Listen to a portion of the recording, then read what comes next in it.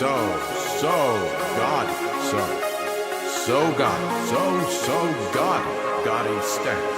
stats. Good God, that's gaudy. Welcome to Gaudy Stats. I'm Nathaniel, British Statbot 4000. It is optional to wear pants while listening to this podcast. Without further ado, here is my hairy human overlord, Ben Simmons. Ah, yes. Welcome. Great to have you. So I just finished a mammoth marathon pod. My good friends, Kemp and Samuel, got into a lot of different subjects.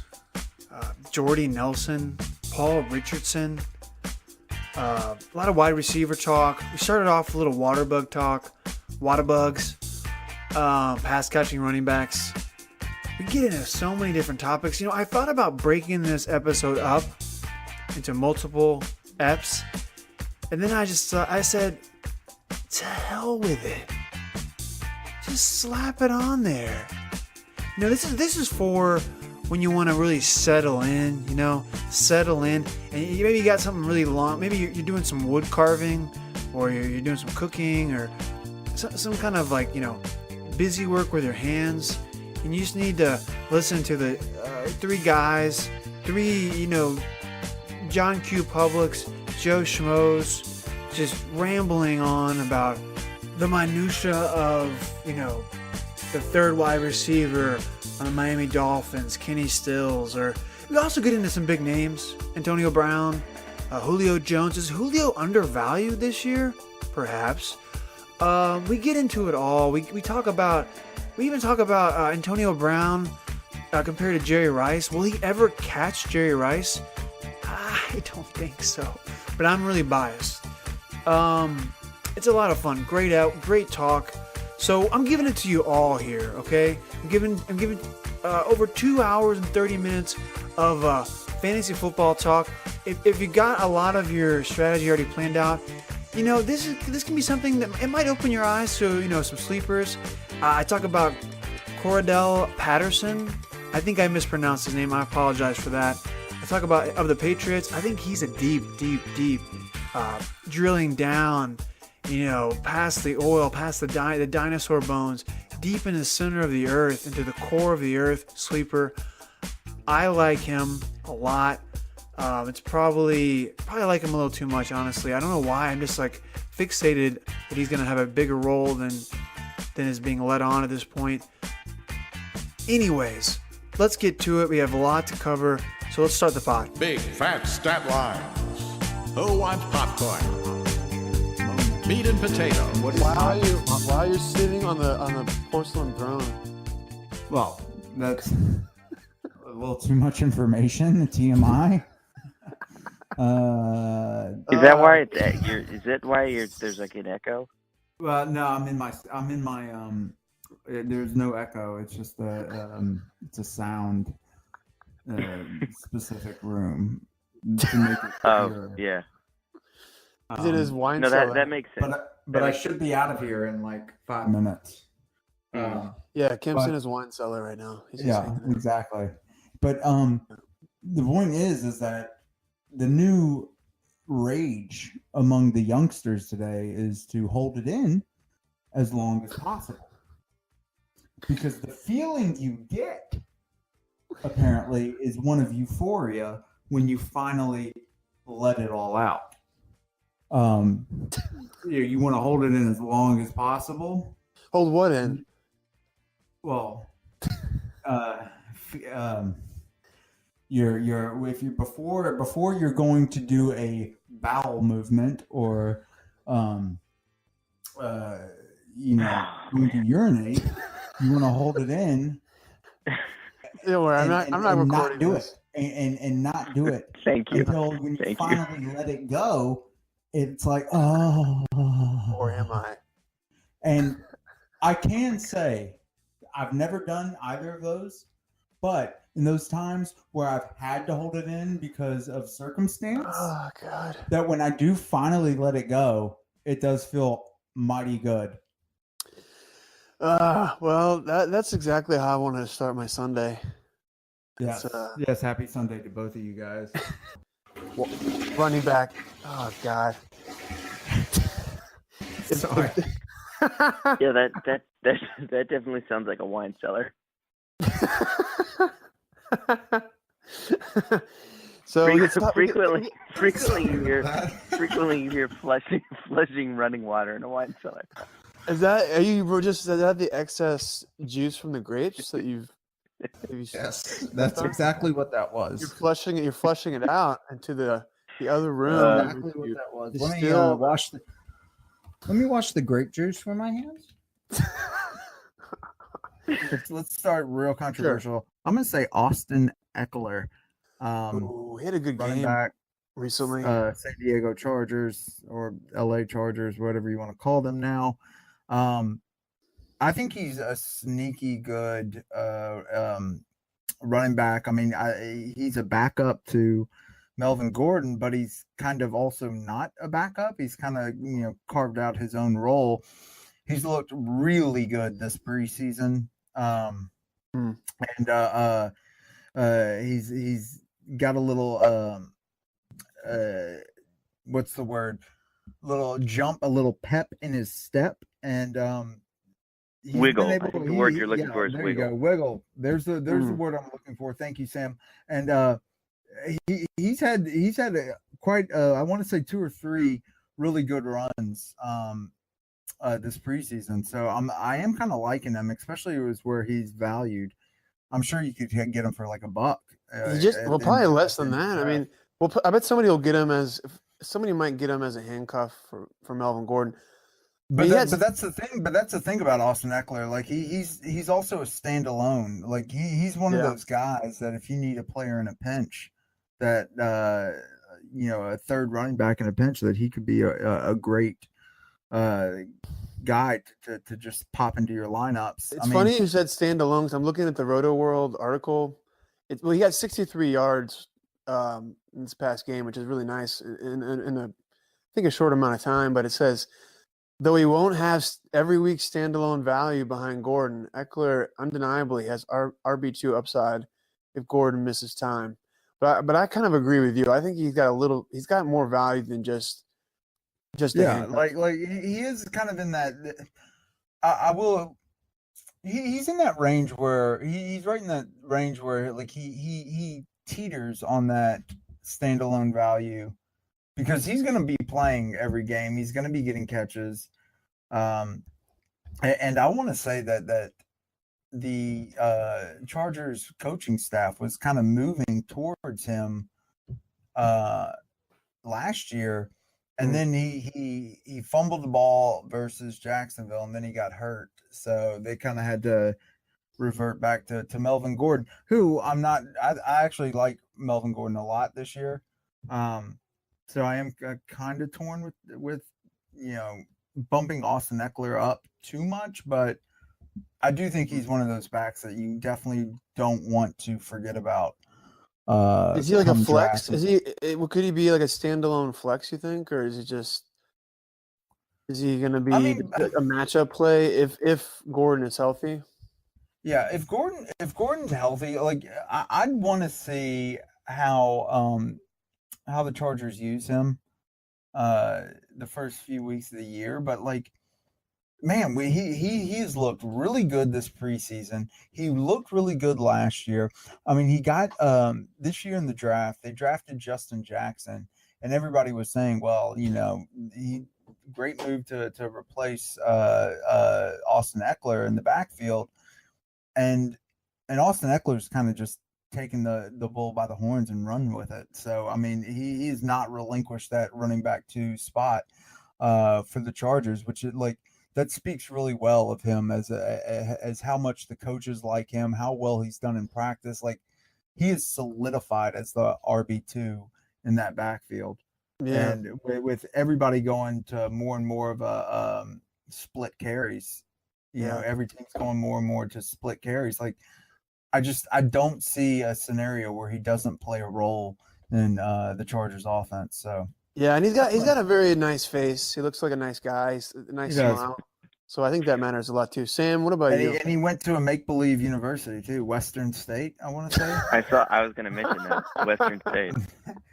straight out of Blue Chips. Yeah, Friday Night Lights. Big State.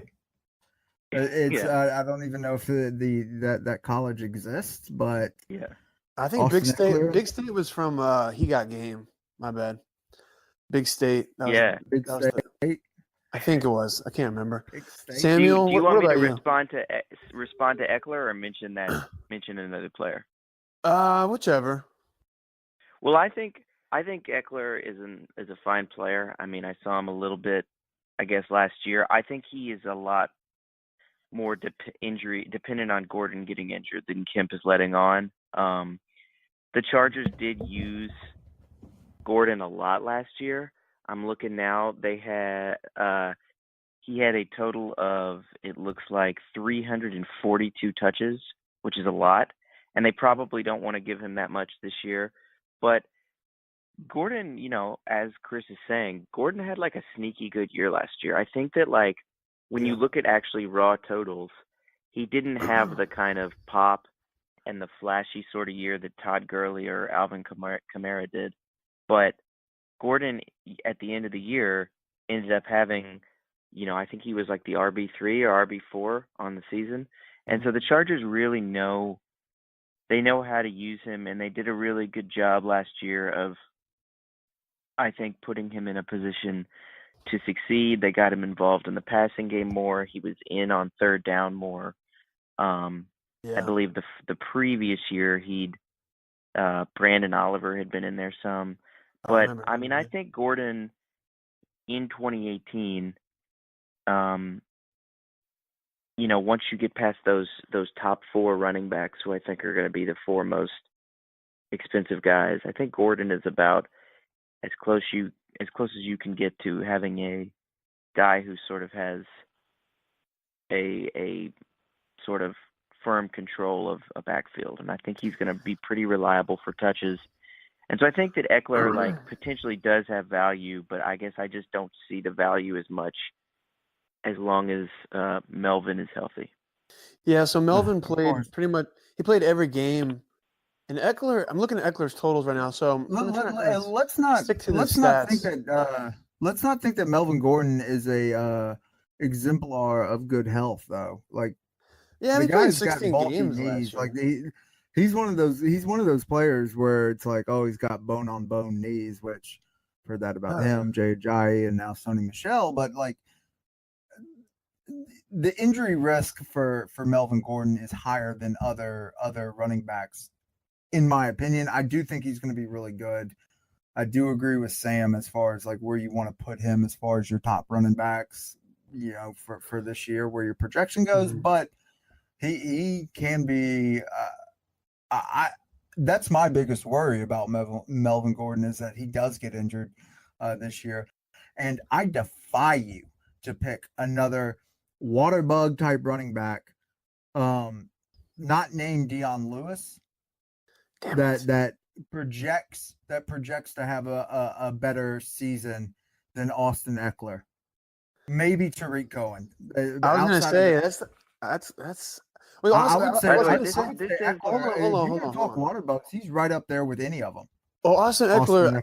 He actually had like a decent season even last year when he played that backup role. He had 260 rushing yards and he had 279 receiving yards, 27 receptions, 5 total touchdowns. I mean, he wasn't like great, but he would, like, if those numbers go up by like 50%, then he's going to be like a flex type player possibly. But no, I get what Sam's saying. And then Gordon had a great year last year. I mean, I didn't realize he had so many receptions. He had 58 receptions, 476 receiving yards, 4 touchdowns through the air, then 1,100 on the ground and 8 rushing touchdowns. So that's a great season for a running back. But no, I see both your concerns, or both your points. Well, let me just say too that, like, last year's stats are not what's going to happen this year necessarily, and that's a good way to make bad picks in a draft. That being said, even if Eckler does get more work, we're talking about fantasy football here, right? And even if Eckler does get more work, as long as Gordon is healthy, I don't I personally don't see a scenario where he's rosterable, and I definitely don't see one where he's like you're putting him in a lineup.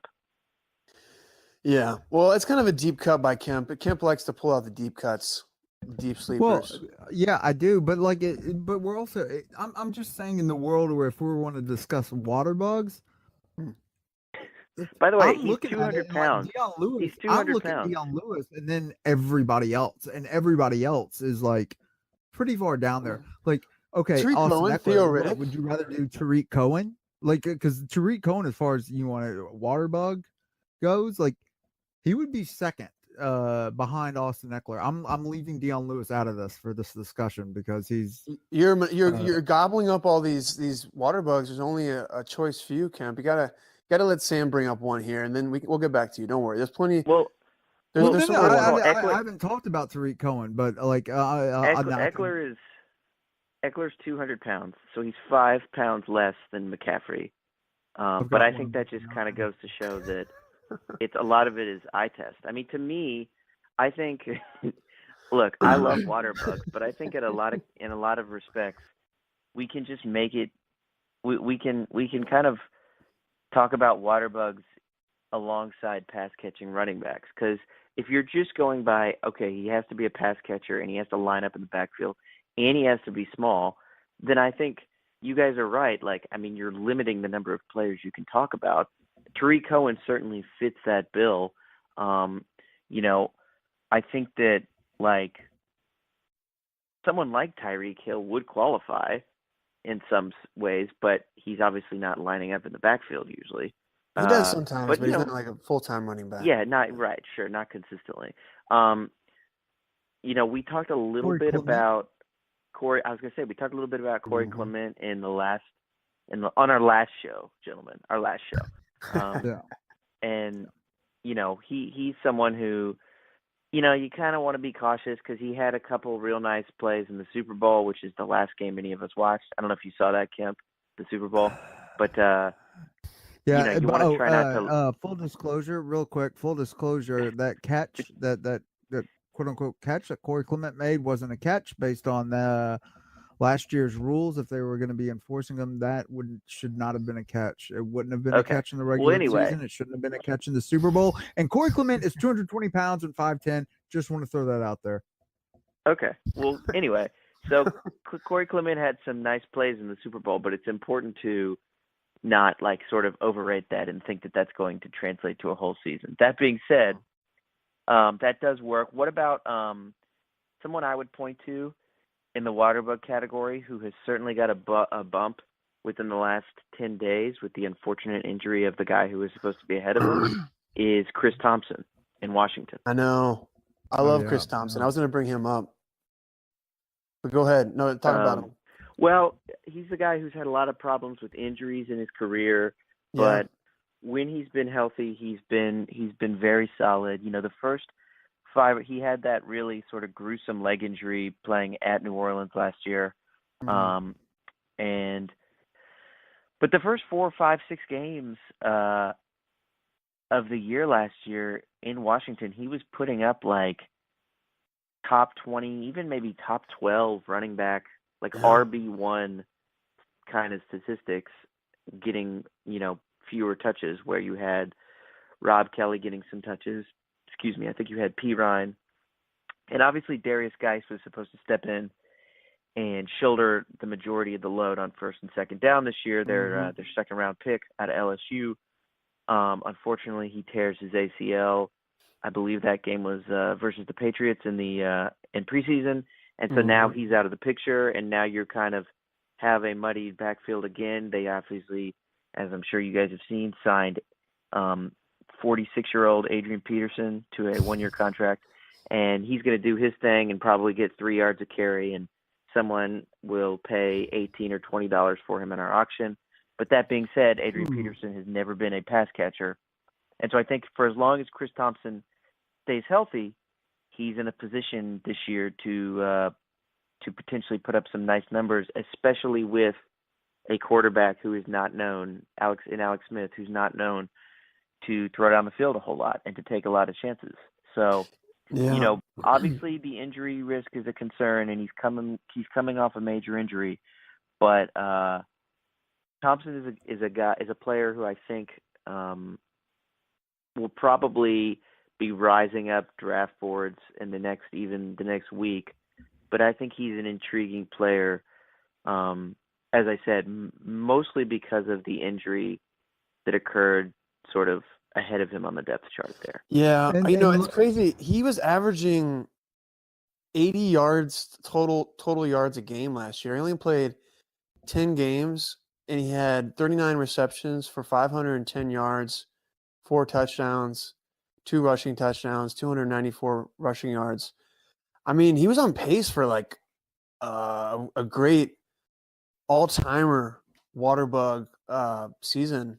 He had 2 big games that kind of blew up some of those numbers. Like he had against Oakland, he had 150 receiving yards.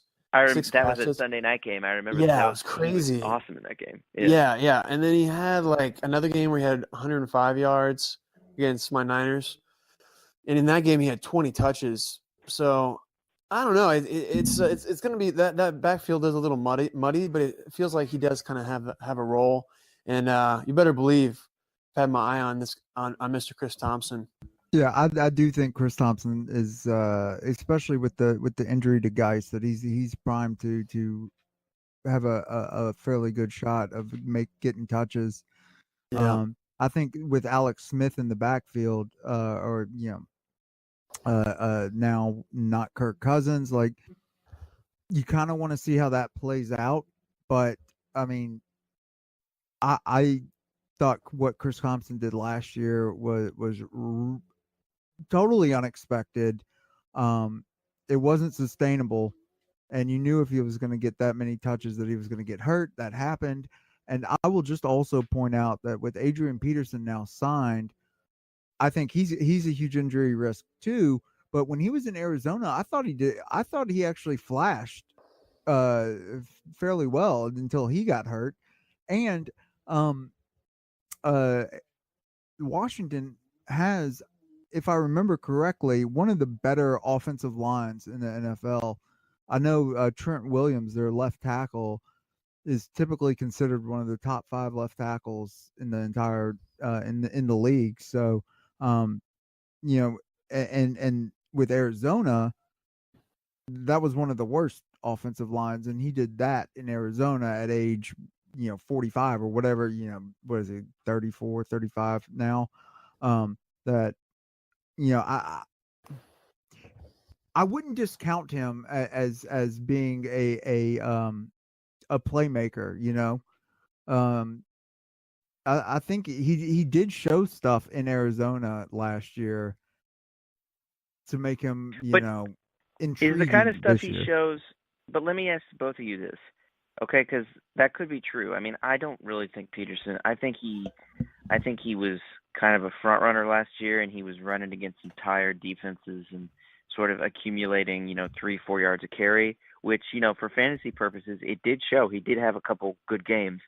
I think that the ability has fallen off in a major way.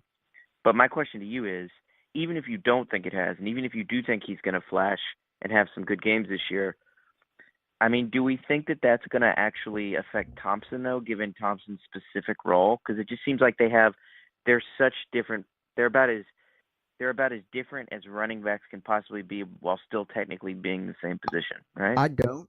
I think he's got it carved out his typical role, but I also think last year was kind of an outlier in the sense that everybody got hurt, and they made Chris Thompson play a running back role that he never had done and wasn't sustainable. And yes, he balled out before he got hurt, but like to expect that Chris Thompson is going to just start back up where he left off last year, I think is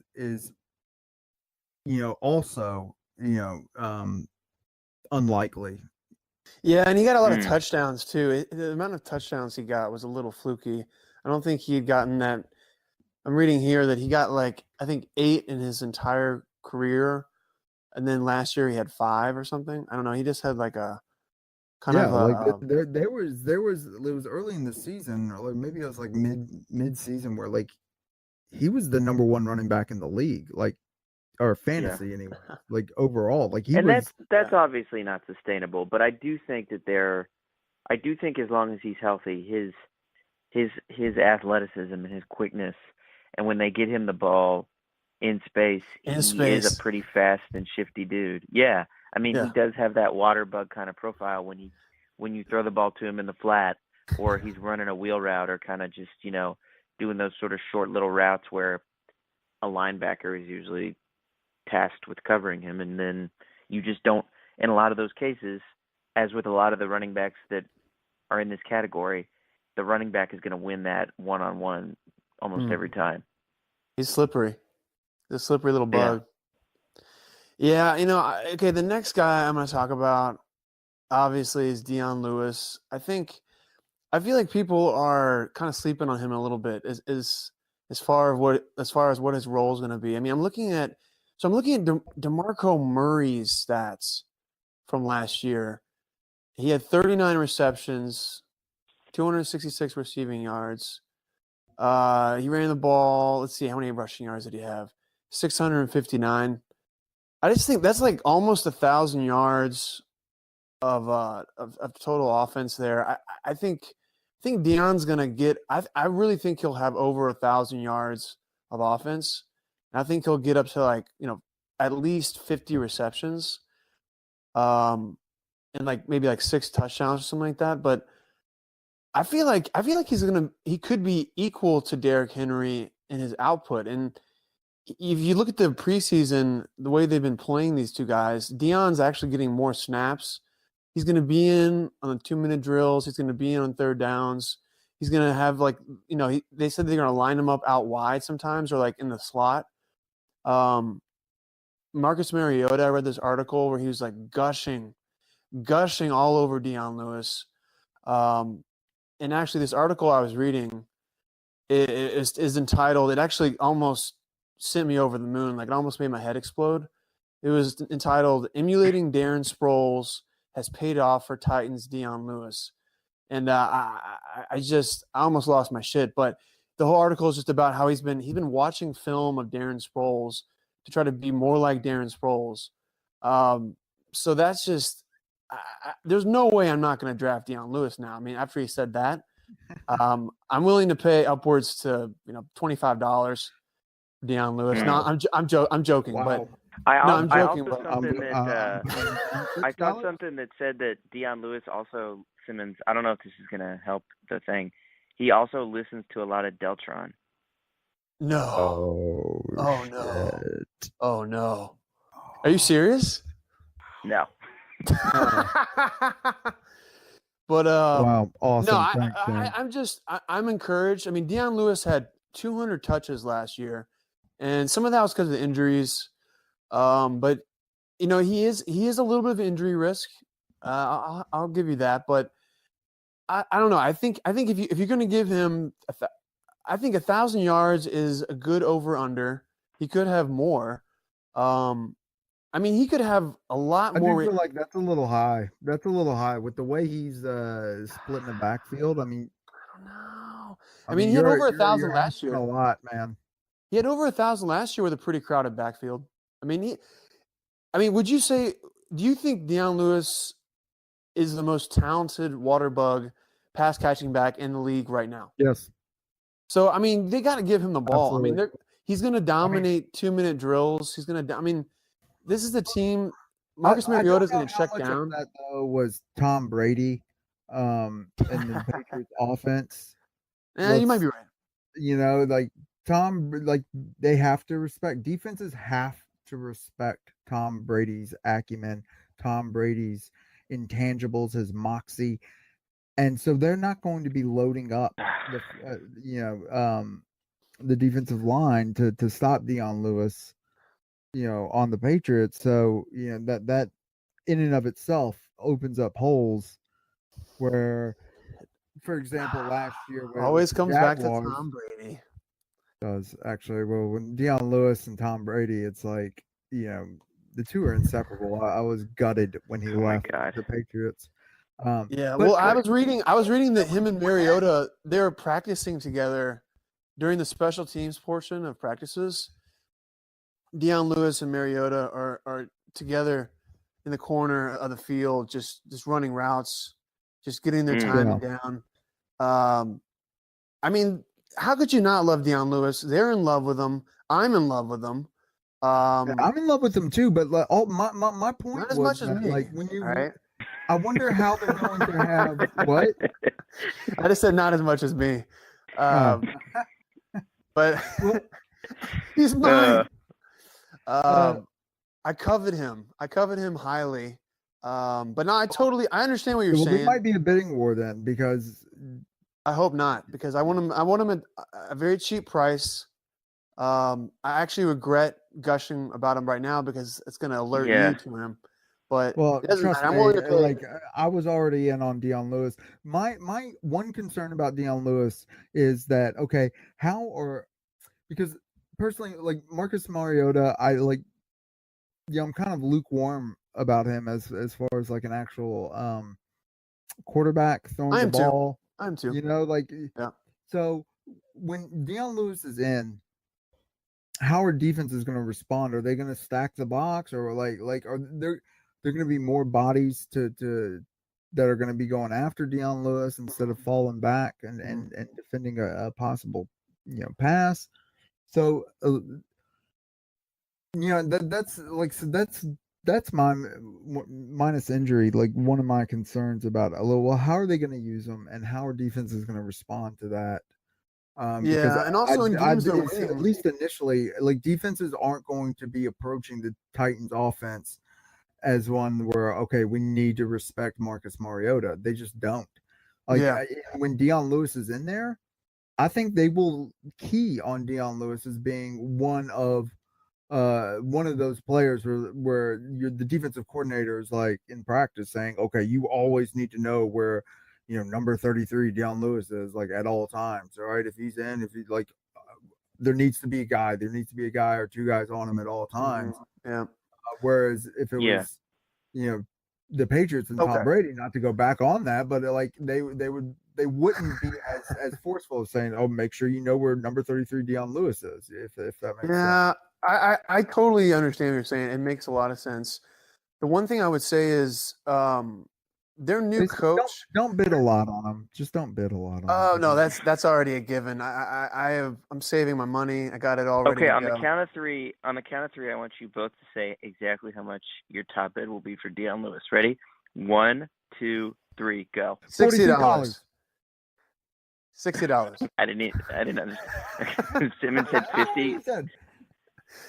Kemp, there's no way you're gonna overbid me. So you might as well just. Well, let me ask both of you guys a question related to that, because I think last year, and I didn't have either of these players, so I wasn't paying as close attention to them as I might otherwise have been. But I feel like I did, for whatever reason, whether I was watching Red Zone or just on the local channels here. I did wind up seeing a lot of Titans games, actually in part because I did have Mariota on my team. And I didn't really find DeMarco Murray or Derrick Henry all that impressive. I didn't think either of them were particularly good. Now, whether that was a function of the offense they were running versus their talent, I guess that's that remains to be seen, and more will be revealed this year with a different offense. But my question to both of you, right? They have a new coach, right? A new coach, a new system, all of it. But like my question to both of you is, do you think, with your varying degrees of love for Dion Lewis, do you think that Derrick Henry and Dion Lewis can both be viable fantasy options in 2018, or do you think it's a one or the other kind of situation? Kemp, why don't you go first? You go first. Oh, I'll go first. Okay, you go first. I'll go first. Okay. Well, I think it's possible. I think I harken back to the days of I mean, they have a run-centric offense. They do have a new offensive coordinator. They're going to run a lot more plays this year. I was reading that LaFleur, their new offensive coordinator, likes to pick up the pace, run a lot of plays. He was the offensive coordinator, I believe, for the Rams this past year. So they're going to pick up the pace a lot. Dion Lewis, I'm telling you, they're going to do hurry up offense. He's going to be on the field with Derrick Henry.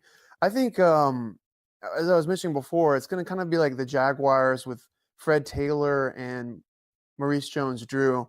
I think they're interesting. Each running back, they're not going to – Dion Lewis won't be running straight – like they were just rushing the ball a lot. I don't think they were catching passes too, Maurice Jones-Drew was, but like they would each get, 80, 100 yards, like, 100, 100, 80, 80. You know what I'm saying? Like they each were playable in fantasy. And I think it's going to be similar. I do think there's going to be a little bit of like a seesaw effect, like in games that the Titans are winning. I think Derrick Henry might have a better stat line. He might be in there in the fourth quarter, just kind of grinding them down. But I think they're going to be in a lot of close games. And Mariota is kind of limited, I think, in his passing. I mean, so far, I mean, he's very efficient in the red zone. But I think he's comfortable dumping it down to a running back. He did that a lot last year with Derrick Henry and DeMarco Murray. So I think Dion Lewis, based on what I've been reading, I think he's going to be viable in that offense, and he's going to be a big part of it, even when Derrick Henry is going to be on the field. But I'll take Dion Lewis over Derrick Henry just because of the passing upside, the pass receiving upside. Yeah, and I think the funny thing about that duo of Henry and Lewis is that you know Henry the big guy, Lewis the small diminutive player, Water bug. Yeah. Yes, the water bug extraordinaire. Mm. They kind of have reverse roles. Henry's specialty isn't grinding through the tackles; it's kicking it off to the outside, like breaking runs, going on the outside of the tackle. Of the left or right tackle, and Dion Lewis is one of his like calling cards is busting it up the gut.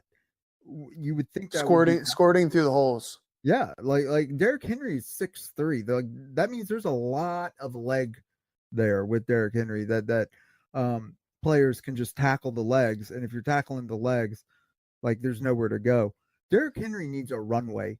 Once he gets that runway, he's really hard to bring down. But yeah, he needs that runway. He did run into the line. He tried to bounce outside a lot. He did run into the line a lot last year too, though. He just wasn't effective trying to run up the gut. He's not a good runner in between the tackles. Dion Lewis could be like a short. Do you think Dion Lewis could be a short yardage / goal line back too? Nah, no, I don't. I don't think either. Well, that's kind of my point. You don't think either? Like maybe I guess Derrick Henry, maybe, but like again, you get into that stage, you get into that area where like being that tall, being 6'3", he's so big. Jesus. Yeah, like that's huge. 6'3", 247. He's as big as Von Miller. Yeah, like that's actually like 5'11", 6 feet. Like that's your prime height you want to be as a running back. Because that way your legs aren't so long as to where like, if you're an ED coordinator and you're like, how do you stop Derrick Henry? Go after the legs, tackle the legs. He's a galoot. There's so much there, like that's half his body, and so about. I would like to see a 6'7" running back though at some point in our lifetime. Yes, that would be a nice German or Russian. It'd be hilarious. 7 foot running back, just ambling down the field. Boringer. Yeah. If you get him in space, though, look out. I know. Right. But I think both of their ceilings are high running back too, like high end running back twos. I think is for both of them. Probably true. Yeah, I think that's about right. Let me say too, because like you guys are right about the Titans offense. They played incredibly slow last year, and I mean I don't know. I can't say with any certainty that Mariota is going to like live up to sort of his billing, but I will say that up to this point, and I think part of the reason, in addition to the Lewis signing, and frankly just getting Murray out of there, I think part of the reason that there is some buzz around the Titans is just because it is going to be a different offense. It's going to be a different coaching staff. In some ways, the worst thing that could have happened to them last year was to make the playoffs and then win in Kansas City, because it was just such a bland and just unimaginative offense, and it's just really an unimaginative team. And I actually think they did make the right move, even though they did make the playoffs and then win a playoff game. I think they made the right move by letting Mike Mularkey go. But like, we don't really know totally. Right. Thank you, Chris. We don't really know if Mariota can play or not still, I think, in a lot of ways, because they played so just glacially slow last year, and they controlled the ball, and they would hike the ball, they'd snap the ball with 1 on the play clock. And when Mariota did throw, it was a lot of just like touch passes and fades, and Delaney Walker or Eric Decker is going to run an out and up, and Mariota's just going to like lob it up. And that had varying results. Mariota did throw a lot of interceptions, which is a concern. But this is a dude who played in a super fast, sort of accelerated version of the Chip Kelly offense at Oregon. Now, he was playing when Chip Kelly was gone, but he was still playing in this incredibly fast-paced, let's maximize the number of plays we call, because with the kind of play designs we have, if the more plays we run, the better chances we have to get guys open and score points. Mm-hmm. I mean, it's interesting. It'd be interesting to see whether that can make, not that exact kind of offense, but whether that sort of spirit can work with him in the pros, because he just has not had a chance. And it's not like he has a cannon for an arm, but he has not had a chance really to kind of showcase some of the things that made him worth drafting number 2 overall in 2015. And I'm not trying to sidetrack this to quarterbacks or Mariota. I say that to say, I think a player like Dion Lewis is someone who could really benefit from that change in style, because the guy who was his Dion Lewis at Oregon was LaMichael James, who, of course, both of you know, and Simmons, you especially know because he was on the Niners. A guy who really had a ton of good highlights in college and never quite cut it in the pros. But, that's a dude who would stand to benefit if they get Mariota into more of an offensive situation like the one he was familiar with in his college days. Yeah. And I think if they let the shackles off on Mariota, that he could actually, produce a good year, because when you get Mariota and Taywan Taylor, my boy, who I think is going to turn heads this year, Taywan Taylor, he is outshining every wide receiver in Tennessee right now.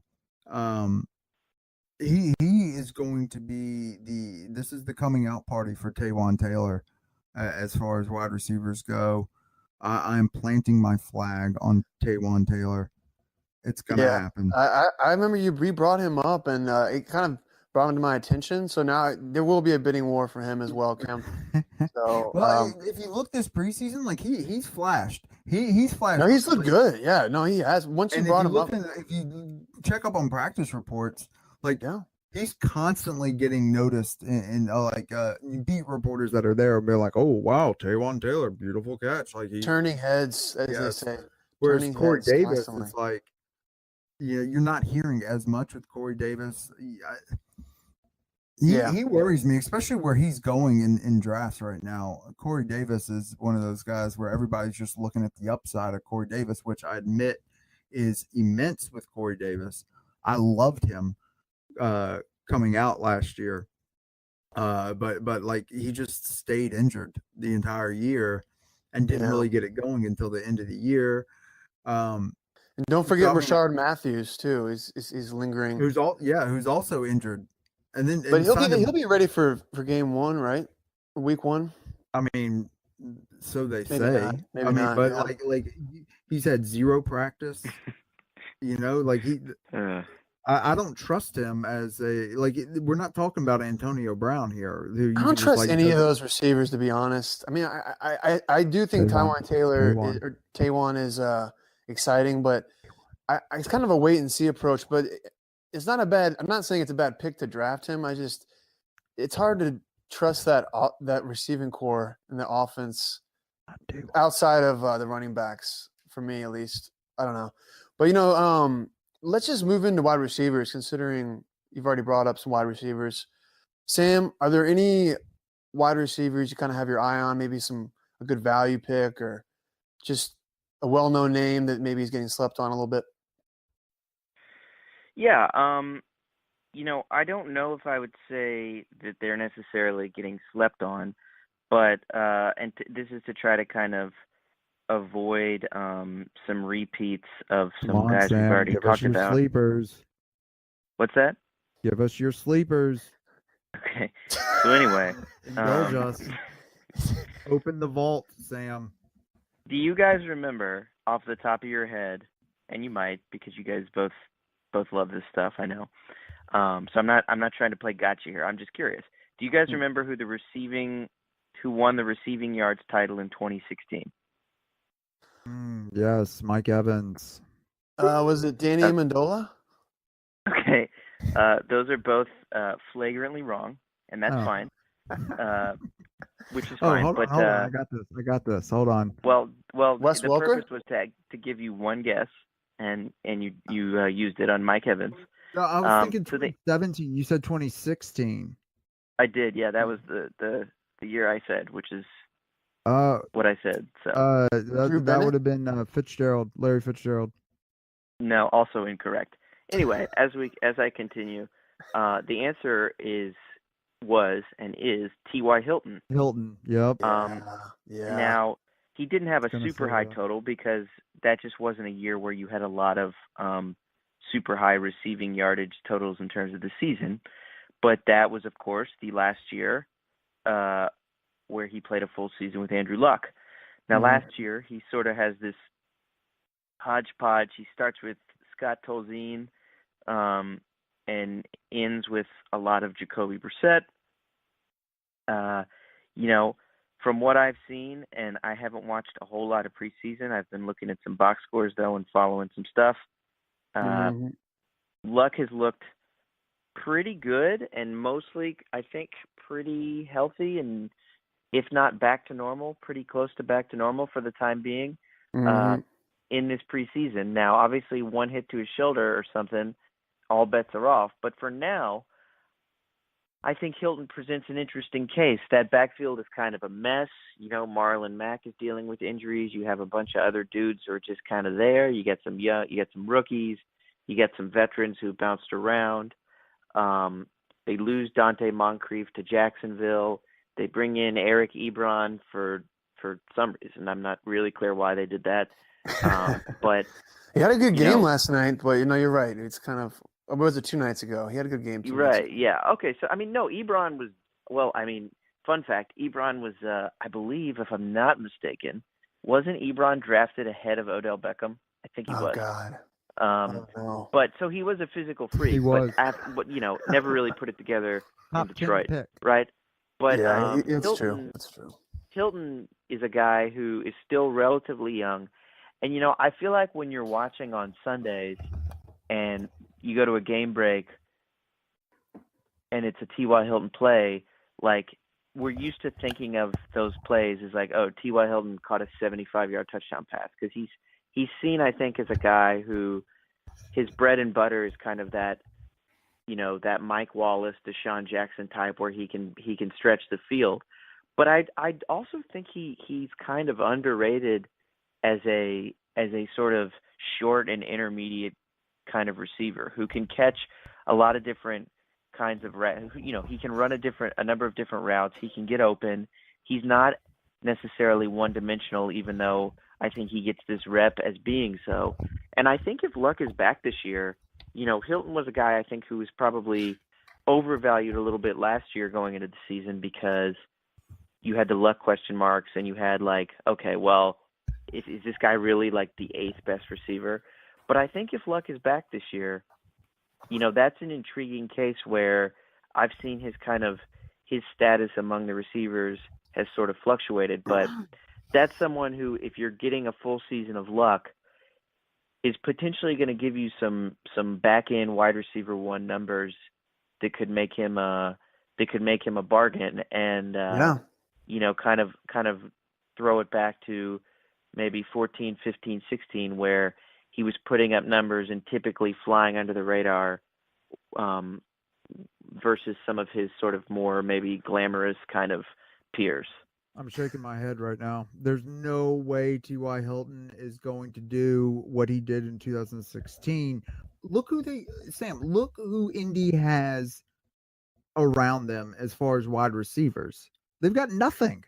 They've got Ryan Grant as their number 2. And if not him, Chester Rogers. Well, who did they have in 16, though? Who did they have in 16? War. What? Who did they have in 2016? Oh, what guy? Moncrief. There's my Moncrief. point. There's my point. Moncrief. Yeah, I mean, yeah, that's fine. there you go, Moncrief. There you go. Moncrief was a beast. I wouldn't say really. he was a beast. He scored a lot of touchdowns. I had Moncrief that year, and he got like 300 yards receiving and like 7 touchdowns. He had a crazy number of touchdowns, but he was not. Look, I wouldn't say he was a beast. I'm not saying Hilton is going to repeat his 2016 season, Chris. I'm saying he's an intriguing case. And if you're going to tell me he's not going to repeat his 2016 season or have at least the potential to do so, I'm going to need a better reason than Dante Moncrief isn't on the team.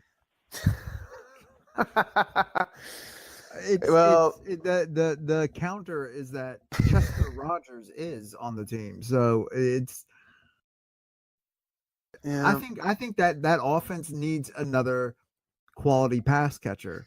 What's wrong with Chester Rogers? He could be good this year. He's a young player. Or Ryan Grant. I mean, I agree that they Dion Kane, but he tore his ACL. Well, I agree that they don't have a ton of good skill players, but I don't think that prohibits T.Y. Hilton from succeeding. That could be actually something in his favor, honestly. I mean, if he's like the only show in town, he's getting peppered with targets. T.Y. Hilton is just one of those players that, like, I look at it and I'm just like, I'm not excited. I'm not like he okay. Well, that's fine. And if someone wants to pay $43 for him, then what I'm talking about doesn't have a lot of merit. But I'm talking about if he goes for like, I mean, I got him in 2016, and full disclosure, I did have him on my team that year. I think I got him for like $21. And if he's going for $21, that's a potential bargain. There is a price wide bite, I think he's going for 28 right now on average. Mm-hmm. Looks like, which feels about like fair value to me. Mm-hmm. I bet he goes for more in our league though, because Andrew Luck's been playing better and he's getting healthier. I think the price is going to start to rise on TY. Well, let me ask you guys. Let me ask you guys real quick. Hold on. Let's go. Kim, let me do mine, and then we can go back to you because we're kind of going you, Sam, and myself. I just want to bring this. Go ahead, Kim. Go ahead. All right. Well, I was just gonna ask. Like, what do you guys think is going to be the running back or wide receiver? Like, where do you think the money's gonna go in our draft? Oh, I think it's going to go both. I mean, running backs and wide receivers. Yeah, I don't really know. Do I have to choose one? Well, I mean, do you think people because we're on this topic about wide receivers, T.Y. Hilton, like, where's the money? Like, do you think people are going to be splurging on top tier wide receivers? There's definitely going to be splurging. There's going to be splurging all over the place on everything. Except for QBs, sadly. But no, I think I don't know. Some of these running backs are too tasty to pass up. People are going to be paying way up for Gurley and Bell and Johnson. I love David Johnson this year. He's going to go for the 1,000 rushing and receiving. That's what he said that very publicly. That's what he's going for. If he can stay healthy, I think he's going to be the number one running back. Honestly. I'm huge on David Johnson, and he's going third for $55 on average. That's still a king's ransom. Yeah. Julio Jones coming off a 3 touchdown year is going for 52, which I think is a pretty good value. But I don't know. Some of these guys, it's just hard to pass them up. Like DeAndre Hopkins is going for 53. I almost think he's like an incredible value at 53. I think. compared to like Todd Yeah, Gurley at 63. I would just add to what Simmons is saying, Kemp. I think that usually at the top of the draft, the market tends to sort of overreact to the previous year when it comes to skill positions. So, like for last year, for example, let me go back actually. 3 years ago, 15 was the year that like Beckham, Hopkins, and Julio Jones all had massive, massive years. Like in the case of Hopkins and definitely Julio, potentially they will be the best years of their career. Yeah.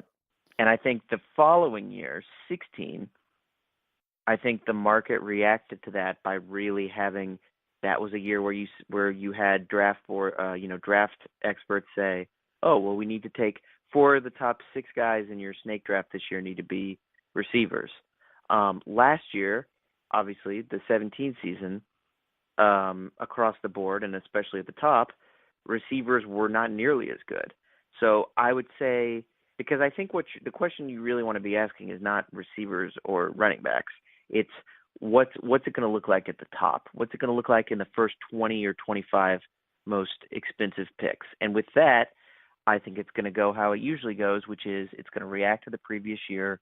And when you're reacting to the previous year, I would say that there's going to be more emphasis on getting the running back who has a backfield on lockdown and who has kind of, in some cases, a monopoly on a lot of the touches. And as a result, you're kind of going to get potentially, especially between wide receivers, maybe 3 and 8, 3 and 10, there's an opportunity there to get a deal.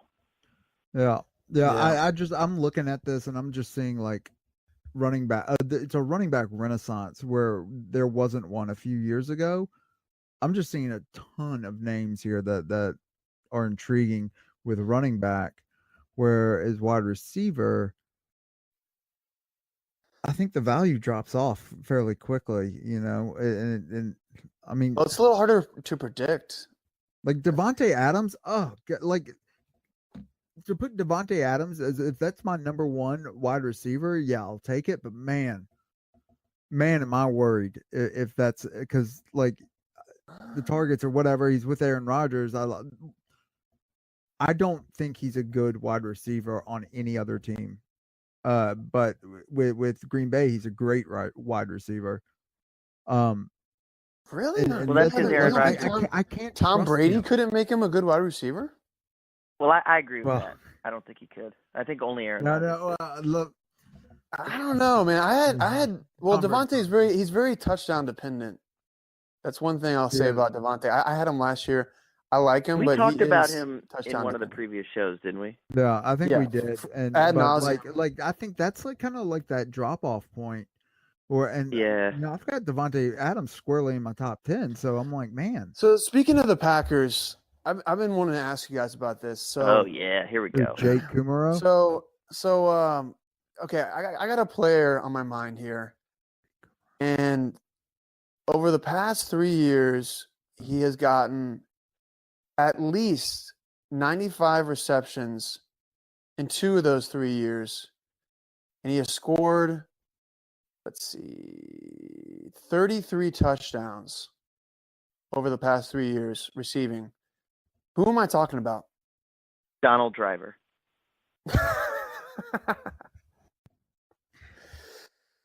Kemp, any thoughts? Randall it's either Randall Cobb or Jimmy Graham.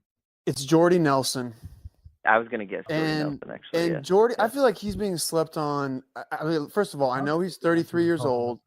I know all the detractions. He's had some injury issues in the past. Although the past 4 years, he's only missed 1 game. I think he played with Brent Hundley.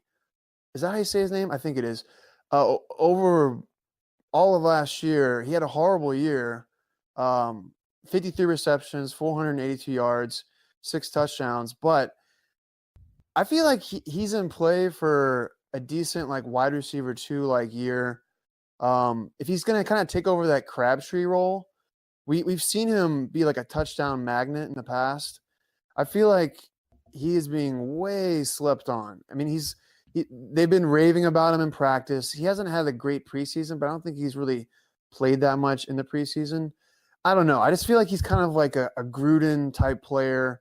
You know, he's like a veteran who's reliable. He's going to be on the field a lot, be a good possession receiver, be a good like red zone target. I think he's just going to command a lot more attention from that offense than we think he will. I mean, everyone's is hyping up his counterpart, whose name is escaping me right now. Amari Cooper. Amari Cooper. Yeah. I was going to say Amani Toomer. But yeah, so Listen, Cooper, he can make a comeback. I bet he could. Yeah, so everyone's like Cooper. Yeah. And I feel like Nelson's kind of just sliding through the back door. I mean, Carr is a serviceable quarterback. I feel like he's going to have a rebound this year after just being disastrous last year. I'm not saying that Jordy's going to get like 90 receptions again. I mean, he went 98 receptions, 97 receptions in 2014, 2016. So, yeah, he was out one of those years in between, but that's actually a good thing. It shows that he kind of bounced back from his injury. He had a 97 reception season after his injury. And I think he could get 80-something receptions, over 1,000 yards, maybe I think 8 touchdowns. Whoa. Yeah, I said it. Through the ceiling. Wow. Wait, look. You don't think you get you don't think 1,000 yards is 80 receptions? Yeah. That's crazy. Are you nuts? I mean, realistic? Okay, let's look at Michael Crabtree last year. All right. Okay, so when you Crabtree, look up Michael Crabtree had 58 receptions. So that's I'm not going to backtrack. I'm not backtracking. He also was injured and got suspended for trying to have play Mortal Kombat with Aqib Talib. Well, listen to this, Kemp. Yes. He smashed my chain. My grandmama gave me that chain. All right, that was That's Friday. Interesting accent. Interesting. Oh, yeah, that's right. That's from Friday. It's fun to have. Debo takes the chain. My favorite part of the show is when chain. Kemp unveils his characters. Yeah. So listen, Kemp.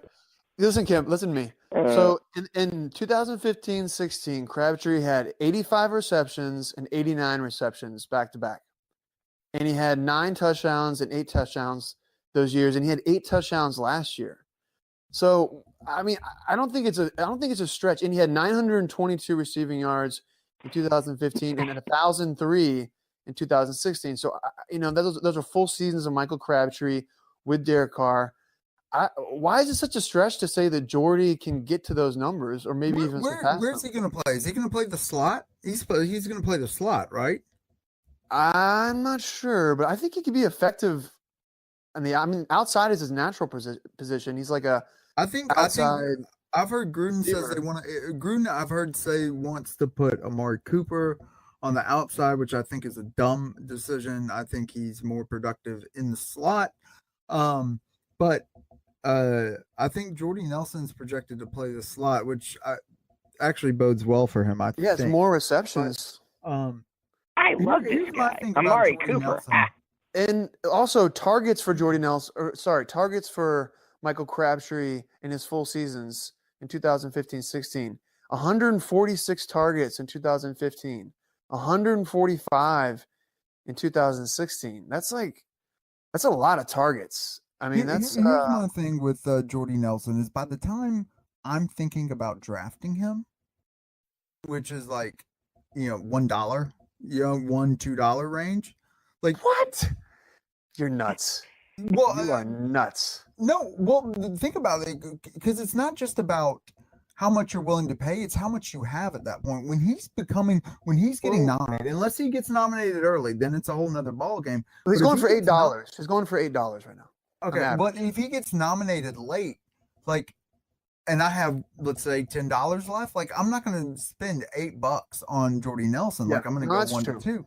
But and when I'm at that point in the draft, when he typically gets nominated, I'm looking for upside. I'm looking for guys that whose ceiling is a lot, whose potential ceiling. All their floor might be a lot lower, but their ceiling is going to be a lot higher than what I think Jordy Nelson is at.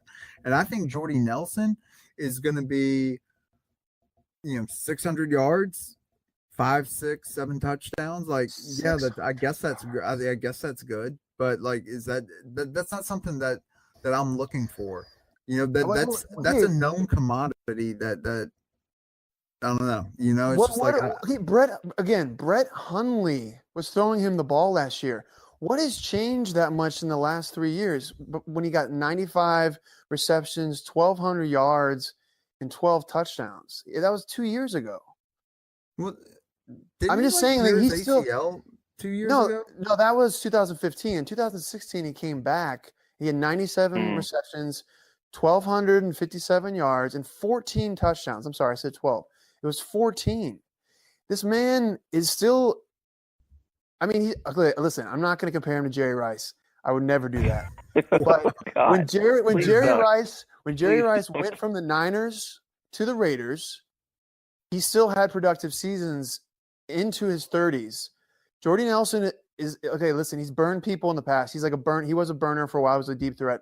I still think he can be a semi-deep threat, but his bread and butter is touchdowns and third down conversions, possession receiver. I think he could be a high reception guy, and I think he could get close to 1,000 yards. And I think he can get upwards to like 8, maybe even 10 touchdowns. I know I'm very high on Jordy Nelson, obviously, but I just don't see 600 yards. I think if he has the Crabtree role, I mean, Crabtree got almost 700 yards last year, only playing 14 games, and he also had a bad year, and there were a lot of injuries, as Sam said, to the quarterback, and I don't know. I think my issue with that is that you are projecting Jordy Nelson, 2016 Jordy Nelson with Green Bay, with Aaron Rodgers, and projecting that to 2018 Oakland Raiders with John Gruden, who wants to take it back to 1995 and pound the run, and with Derek Carr instead of Aaron Rodgers. That is also kind of my concern, and that I mentioned that once on a previous discussion. I would say that, Jordy is 33, so he's not young, but to the extent that you still like the player, there's a lot of I have a lot of concern with Gruden and some of the stuff he said, and trying to basically Kemp is saying, have the stuff. offense, and you guys didn't engage with my previous John Gruden impression, so I'll try again, right? He just says, Jordy Nelson, I love this guy, ha! Right? That kind of stuff. But wonder why we didn't engage. In a lot of stuff. Kind of Jay Leno mixed with John Gruden. I like it. Very Leno-esque. But Yeah, no, I get that. I get it. Well, finish your thought, and then I have something else to say. Well, I was gonna say there's just been a lot of Gruden quotes, and he's been kind of shaming Martavis Bryant. By the way, that's the other guy they're trying to have fill some kind of role, right? And there's just a lot of Kemp. You'll appreciate this as a South Park scholar. There's been a lot of to kind of parrot Eric Cartman parroting Edward James Olmos and Stand and Deliver. There's been just a lot of how do I reach these kids kind of thing with these in 2018. And oh God. And I thought you would appreciate that. And That's a funny. it's just I don't know, man. Episode. I feel like they're giving him $100 million. Mark Davis, as he's chomping on his Tide Pods in the owner's suite, I don't think he's ever gonna push back against Gruden. And I think Gruden has the potential to really sandbag a lot of this operation if he's not willing to evolve into the 21st century. And unfortunately, even if you do like Amari Cooper and Jordy Nelson and Derek Carr, I think that there's just potential there for all of them to suffer from Gruden kind of being this sort of old man. No, I agree with that. I agree. John Gruden is Edward James Olmos. Gruden's grinders. How do I reach these kids? I don't think they're going to give Marshawn Lynch 400 rushing attempts, though. They're not. They can't. Like I They're think not. it's still going to be a modern NFL offense, and like it's not like in the past in Gruden's offenses, there were fantasy relevance to multiple receivers. Not to go back to Jerry Rice again, but like when he was with the Raiders, you had Jerry Rice, Jerry Porter, who else? Tim Brown, was involved. I mean, those guys all had fantasy appeal. Even Charlie Garner, when he was there. Most of that came after Gruden left, I admit. But I'm just saying, I don't know. Jordy Nelson is still a big name. He was a big acquisition for them. Sure. And Derek Carr I feel like he's still going to play the way he's always played, which is involving those wide receivers. They don't really have a lot of other options. I guess they have. Is Jared Cook still there? Yeah, he's still there, and I he's think he is. actually Yeah. a sleeper tight end. He is good. No, he is good for sure. But I'm just listen. Jordy like him Nelson late gets my grinder of the week. Ha! What a player. I admit he's a risk, but I feel like he is. When you're talking about high upside guys, even though he's older and he's a known commodity, I feel like he is in a new situation. He is a high upside guy. I mean, he's actually. No, I think $8 if Jordy's healthy and Gruden doesn't totally ruin the team, I think you are going to get a bargain. I mean, I think $8 could be a steal. Yeah, I don't know. I'm just trying to make my case, but he could be a complete fail. He could I would be a bust. rather have Totally. Geronimo Allison at $5 than Jordy Nelson. But talk about him. I have to use the bathroom. You guys talk amongst yourselves. Be right back. Wow. It'll be a couple minutes. It's not going to be a long one. I promise. Yeah. Now, Sam, Geronimo Allison. Not taking the mic with me either. Well, No, I'm not reacting to that, Simmons. I'm reacting to have to do a one-on-one with Kemp. Now, actually, hold on. I'm gonna go ahead and I'm gonna take over. I'm gonna be the host here.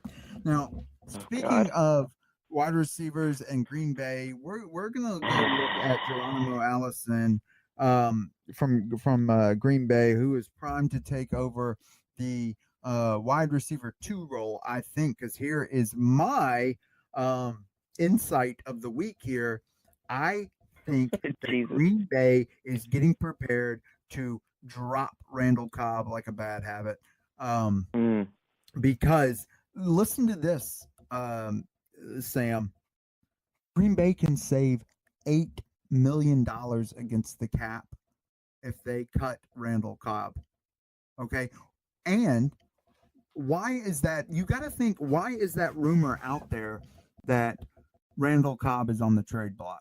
Who leaked that? Like you got to think. I don't. Is that a rhetorical question, or you want me to answer? Well, hold on. Let me finish my thought here, and I'll let you. It's real quick. All right, I'm back. But Randall Cobb, I think Green Bay is leaking that to get interest into Randall Cobb. Nobody's going to pay for that contract of his. I think Simmons, you missed literally nothing. What? No. Well, we're discussing the potential of Green Bay dropping Randall Cobb, cutting him from the team. Oh yeah, I was reading about that. I think they're going to do it, which means Geronimo Allison comes heartless, cold move, but it makes sense NFL, in terms of which means Geronimo Allison slides into that number 2 role. Who, to be fair, I also don't like as a wide receiver, but since he's playing with Aaron Rodgers, he's going to be something. So he's playing with Andrew Rodgers. Great. I corrected Love myself. him. You nitwit. Okay, but no, I actually don't really like Geronimo Allison as a talent either. But I will say, to spin it back to Devontae Adams, Devontae Adams is a better player than Geronimo Allison. Full stop. Agreed. But if Devontae Adams is going for like 39 and Geronimo Allison is going for 2, I mean, and Cobb does end up getting cut, or he just doesn't see a terribly high target share while remaining on the team. That is an interesting situation because, I mean, Allison is he's a big guy. He's not really a great route runner. His hands actually aren't great either. So I wouldn't rely on him. I wouldn't say that he's going to like outscore Devontae Adams, but relative to what he's going for, that is an interesting pick if Cobb is out of the picture. And they drafted a couple guys, and it's sort of a lot of it is kind of contingent on how some of these other guys potentially try and fill Jordy Nelson's role. But yeah, I don't love the player, but the situation is potentially there for that to be a bargain. Well, and it's frustrating to because I'm with you. Don't like Geronimo Allison, the player, the talent, but at the same time, Aaron Rodgers has this preseason has gone on record to name drop Geronimo Allison as a player that everybody, the rest of the team, the rest of the wide receivers need to look at as a teacher and learn from him. He mentioned Geronimo Allison and he mentioned Jake Kumaro, who we can get to at some point. But what do you think of Randall Cobb? Let's say Randall Cobb stays on Green Bay. Where do you value him? He broke my heart one too many times. I feel like Mike Osborne says the same exact thing. Yeah, I mean, I can't really think of him as being a true number 2 receiver in that offense, just because that's not really how they use him. I mean, some games he's like heavily involved, but other games will kind of disappear.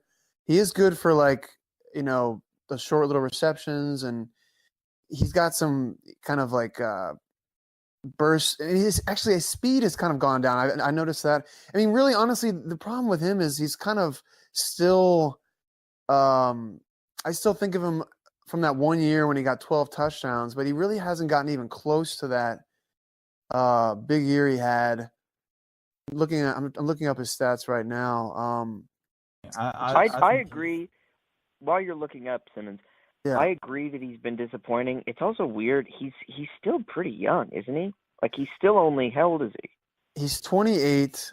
Okay, so he's not super young, but it feels to me like he's been in the league forever. Yeah. And I definitely thought that he was going to have a better career than he has to this point.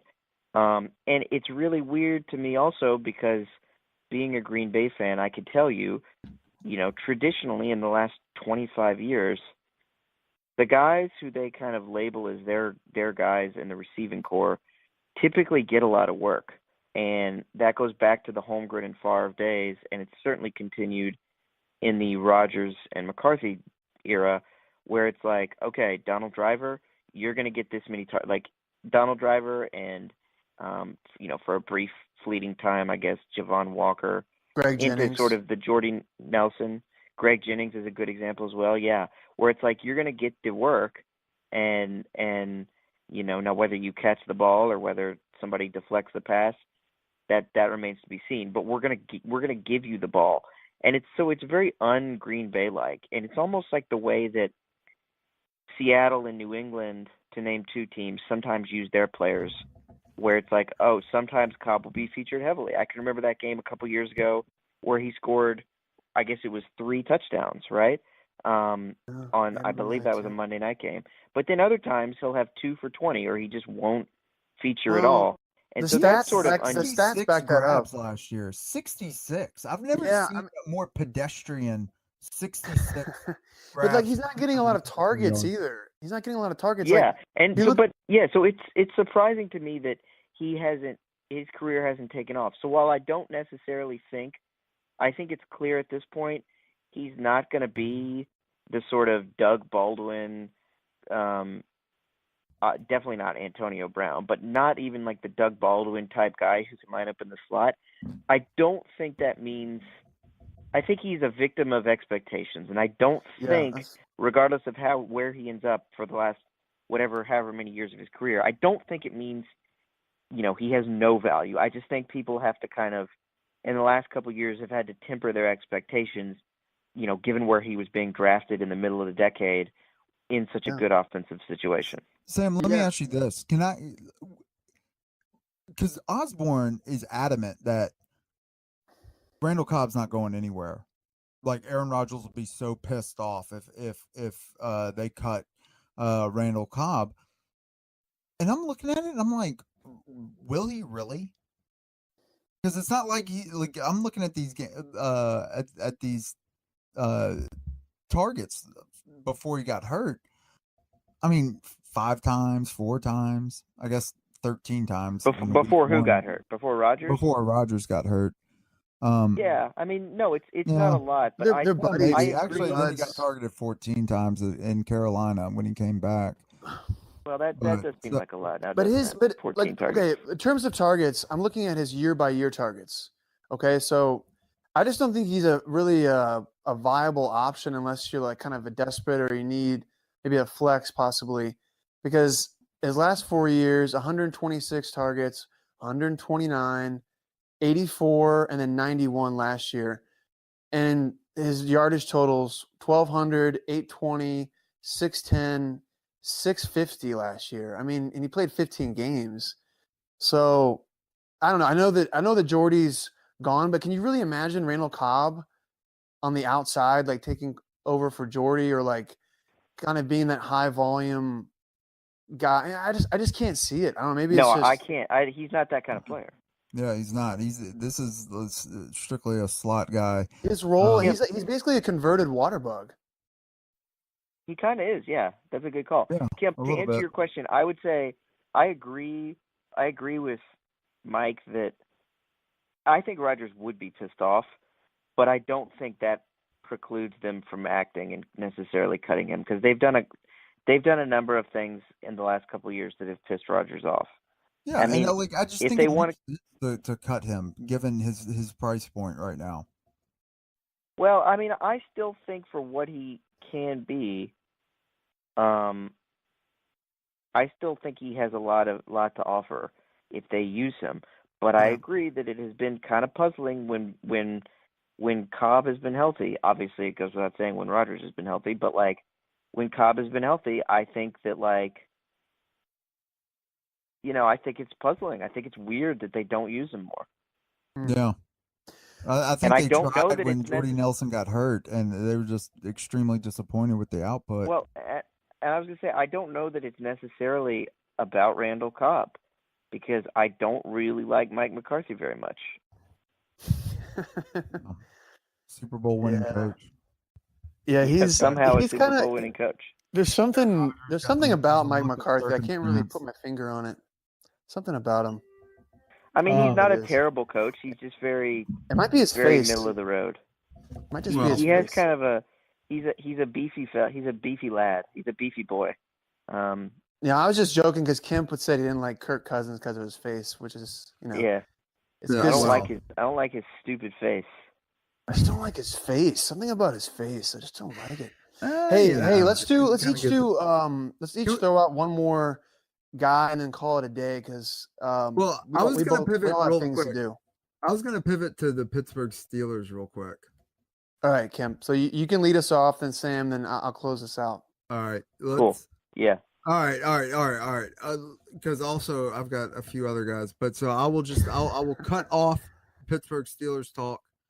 Yeah, No, please go do. ahead. You can touch on it all. Just touch on it. Just make it Okay. quick Well, if you let can. me because I was gonna say, like, Juju Smith-Schuster. What do you guys think about him? Oh, Like, I love him. Yeah, Love like, because also like James Washington, who got drafted by them and is turning heads in camp apparently, but like, and I wonder where the target's going to be for Juju if he's the third, given where he's going, Juju, like he's going to be the third most, he's going to be behind Antonio Brown and behind Le'Veon Bell as far as targets go. Yeah. Like, given where he's being drafted, where's the upside there? Is a good my point. concern about Juju. Not a lot of But value. I do like him, but there's that. They throw question. the ball. They throw the ball a ton. They And do, also, but it's still I was like reading if they're you're going to do gonna be more the hurry up offense too. I was reading they're going to do more hurry up. They're going to put the ball in Ben's hands more and let him call plays on the line, which could be a disaster. But I mean, Juju was the third option last year, and he had a damn good rookie year. I think last year going in, there were some whispers about him, but it was kind of like, oh, well, he can't really contribute when you have Martavis Bryant and Antonio Brown there. And guess what? He basically, I mean, beyond the knucklehead and kind of idiot behavior of Martavis Bryant, he kind of got him shipped out because he was so good.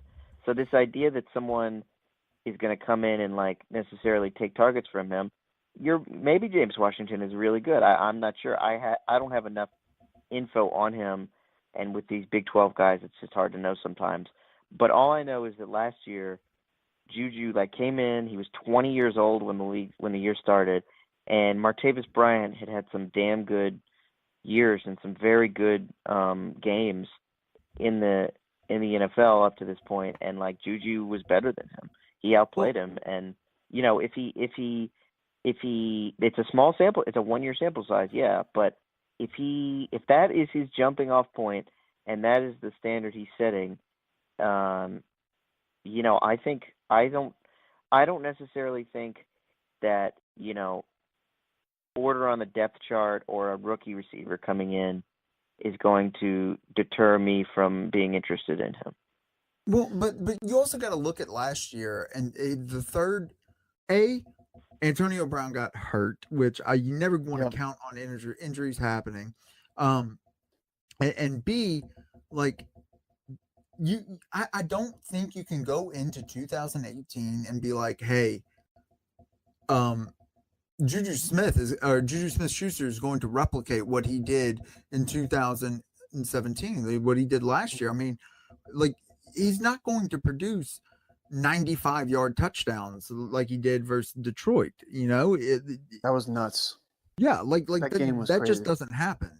So, and as the third leading target getter in Pittsburgh, I'm not going to pay mid to high $20 to get Juju Smith-Schuster on my team, and that is where he's regularly going, at least in the mock draft. So that's fair. I mean, I strongly disagree with that. He had 80 targets, he had 58 receptions, 917 yards, 7 touchdowns. If you're telling me, he's not going to get a 95-yard touchdown, yes, I agree. You're right. The odds are against that. But week 12 and week 14. Yeah, he was suspended for that hit on Burfict. What? And then why did he miss had an the injury? Green Bay game? The other one, I think he was hurt. Okay, he had so a hamstring injury. I mean, he did miss 2. He basically missed 3 games. Yeah, because he had 80 targets. I think you can count on. I think he's gonna get at least 100 targets this year, and maybe more than that. I mean, I just think he proved himself, and I think when you prove yourself in that offense and to Tomlin and to Roethlisberger, I just think there's a place for you. And is Washington going to complicate it a little bit? Is James Washington going to, muddy the waters a little bit? Yeah, maybe, but I don't know, man. I just think that if you're doing that in an offense James that Washington? already has, what's that? Do you like James Washington coming in to the draft? I as mentioned already within the last 2 minutes, but thank you for listening. I don't know. I don't think there's enough info on. I don't have enough info to know either way because Big 12 receivers are just really hard. In, as a college player, did you like James Washington? That's what I'm saying, Chris. Is that it's hard to know. Well, it's just hard to know. It's hard to know with these Big 12 guys. I mean, was he an awesome receiver at Oklahoma State? Yeah, he was. But I've seen awesome Big 12 receivers come in and do nothing because it's such an offensively driven conference in college. So I'm saying I don't know if James Washington is going to be the next, Sterling Shepard, or if he's going to be the next. Let's say, let me give you a throwback. Ryan Broyles. Ryan Broyles? Yeah, remember him? No. Who? Ryan Broyles was one of the best receivers in NCAA history, and he played for Oklahoma. He broke all sorts of records, and he got to the pros, and he couldn't. He wasn't that good. He wasn't good. Forgot about him. Yeah. Forgot about him. And there's a lot of guys. Wow, second round draft pick. Good Lord. Yeah. Never. All heard right. of Well, Kemp, who else do you have besides? Let's move this along a little bit. All right. Okay, I'm gonna One more. Okay, now let can you go to can you come back to me and let Sam give his All actual right, final Samuel, take? drop your knowledge. Yeah. So we have talked about this guy a little bit already, and he's going to now be on his, I guess, what is it? Is it his third team in 3 years? But I'm interested to see in a new offense and a new situation how Brandon Cooks does, because he signed a big deal. I know, Simmons, you have a soft spot for him. I do as well. He's been up to this point. It's like you watch him, and he's gonna have those games where he flashes, and you have 6 for 120 and 2 touchdowns, and then he'll kind of disappear. I feel like anyone who's owned him in fantasy, at the end of the year, they're not disappointed, but they always sort of end the year thinking he could have been better than that. But he's a very small guy. Speaking of water bugs, he's not a big fellow, but he's really fast. And the Patriots sort of figured out ways to use him, but they also did the very New England thing where they use him, and just when the other team thinks, oh well, we need to key on Brandon Cooks, they decided to basically target him 1 or 2 times a game, right? So he was sort of that and he was in that ebb and flow of New England's offense. I think on New Orleans, he seemed like he was complaining a little bit, and Sean Payton is probably not the easiest guy to get along with anyway. But if you start complaining openly, that's kind of grounds for maybe getting shipped out of town. But it's a really interesting situation with him, guys, because he's still really young, and he's going into what seems to me like is going to be his third offense of his career, and he's 25 years old. He just turned 25 this summer. And by the way, they're all really good offenses. I mean, there's a lot of receivers who go an entire career, a lot of great receivers who go an entire career, and they'd have killed to be in an offense, in even one of the offenses that Brandon Cooks has been in. I think Larry Andre Johnson. Fitzgerald. I mean, Andre Johnson comes to mind as well, right? Yeah, Larry well, I was going to say Larry certainly- Fitzgerald, we had Kurt Warner, but for the most part, I mean, Right. a lot of those years he's had really bad offenses, but I think Andre Johnson yeah, is for a sure. better example. Well, no, Larry Fitzgerald, beyond Warner, Larry Fitzgerald for sure is a very good example. But I'm just interested to see how the Rams use him, how Sean McVay is sort of going. Cooks has supplanted Sammy Watkins in a sense, maybe not schematically, but definitely in terms of actual who's on the roster. They've still got Robert Woods and Cooper Kupp. Gurley's coming off this giant season where he was heavily involved.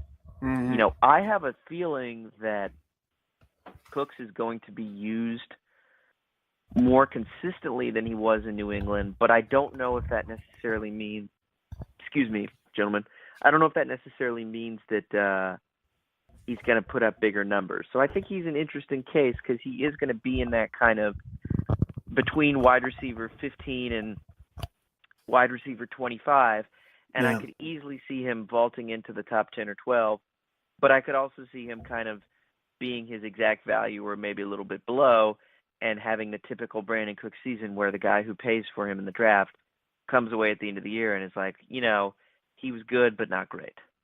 Yeah, he's going for 20 right now on average.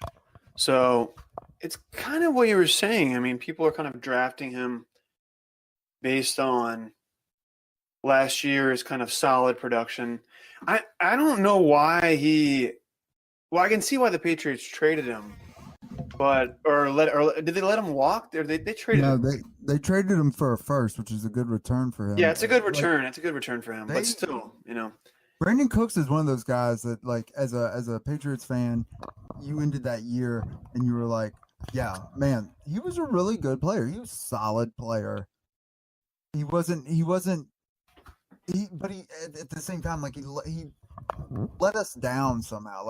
I felt let down. I was expecting somebody transformative because honestly, coming out of New Orleans and actually coming out into the draft, I loved Brandon Cooks.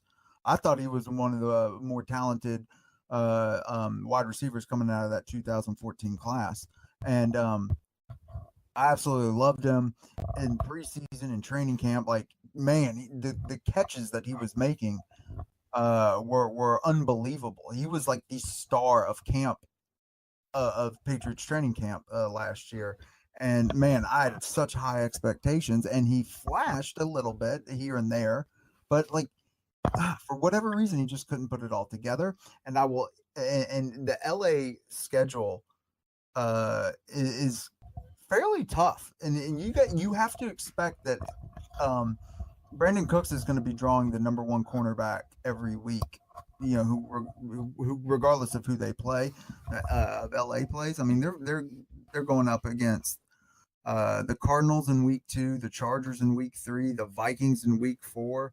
Like that's a fairly brutal schedule. I mean, they start with the Raiders, who, you know, whatever, but I mean, it's going to be a tough schedule. In the teens, I will look at Brandon Cooks. I'll start getting interested if he stays in like the $16-17 range, but he's a hard person to pull the trigger on. Their receiving core is just interesting. Like, they have Robert Woods, Cooper Kupp, and Brandon Cooks, and like in terms of where they're going in the draft, it's kind of fascinating. Cooper Kupp's going for 13. Robert Woods is going for 14, and Brandon Cooks is going for 20. And that just seems like they're kind of clustered. Yeah, like one of those guys, one or two of those guys are going to be a disappointment based on whether I can see a scenario where all three of them at the end of the year kind of have all similar numbers. Yeah. You know, I will say too, though, I do think, even though he flashed in New Orleans and in New England, I have to say, I don't really think Josh McDaniels used him correctly in a lot of instances last year. And I don't necessarily think the Saints used him exactly as he should be used either. And I have a feeling that Sean McVay has watched a lot of that tape and is going to change it up. And as an example, McDaniels got the best out of him. Well, I'm going to finish my thought, and then you can. Patriots rose-colored glasses. There were a lot. I remember several plays in particular where, because Cooks is a deep threat, right? Cooks is a guy who can get behind a defense. I mean, I remember a couple beautiful, perfectly placed Drew Brees throws where he got behind a defense. And Tom Brady had some great throws where he puts Cooks in a position to succeed, for sure, right? Both of those guys put Cooks in position because they're both very good quarterbacks. But I do remember a lot of plays last year where it almost seemed like the Patriots, like if you're going to throw deep, you need to lead him into that. And it seemed like there were a lot of, there were, I can think of more than like probably 3, 4, 5 plays where they basically were trying to treat Brandon Cooks like he was Steve Smith and like he was this undersized guy, but it's like, well, he's going to go up and get the ball. And that is not what that guy's game is. Like, you are not putting him in a position to succeed when you're having a 5'9", 180-pound dude try and have a jump ball. So I would anticipate that the Rams and McVay are going to use him more like a small, shifty, quick guy. And I think he's going to get – I actually think he – like a slot guy? I don't. He's not playing the slot. Not necessarily a slot guy, but I think he's going to get targets that are closer to the line of scrimmage more often. And I don't know that the Saints or Patriots did that enough. And I think he's the kind of guy sometimes who he can be a game breaker, but it's good to pepper him too. Yeah, and I don't think either team so far has done that. And I think what gets me about Cooks last year is that he didn't fight for the ball because Tom Brady, as good as I love Tom Brady, his accuracy, he's a slight man. Long ball is not, it's not Drew Brees. It's not the best.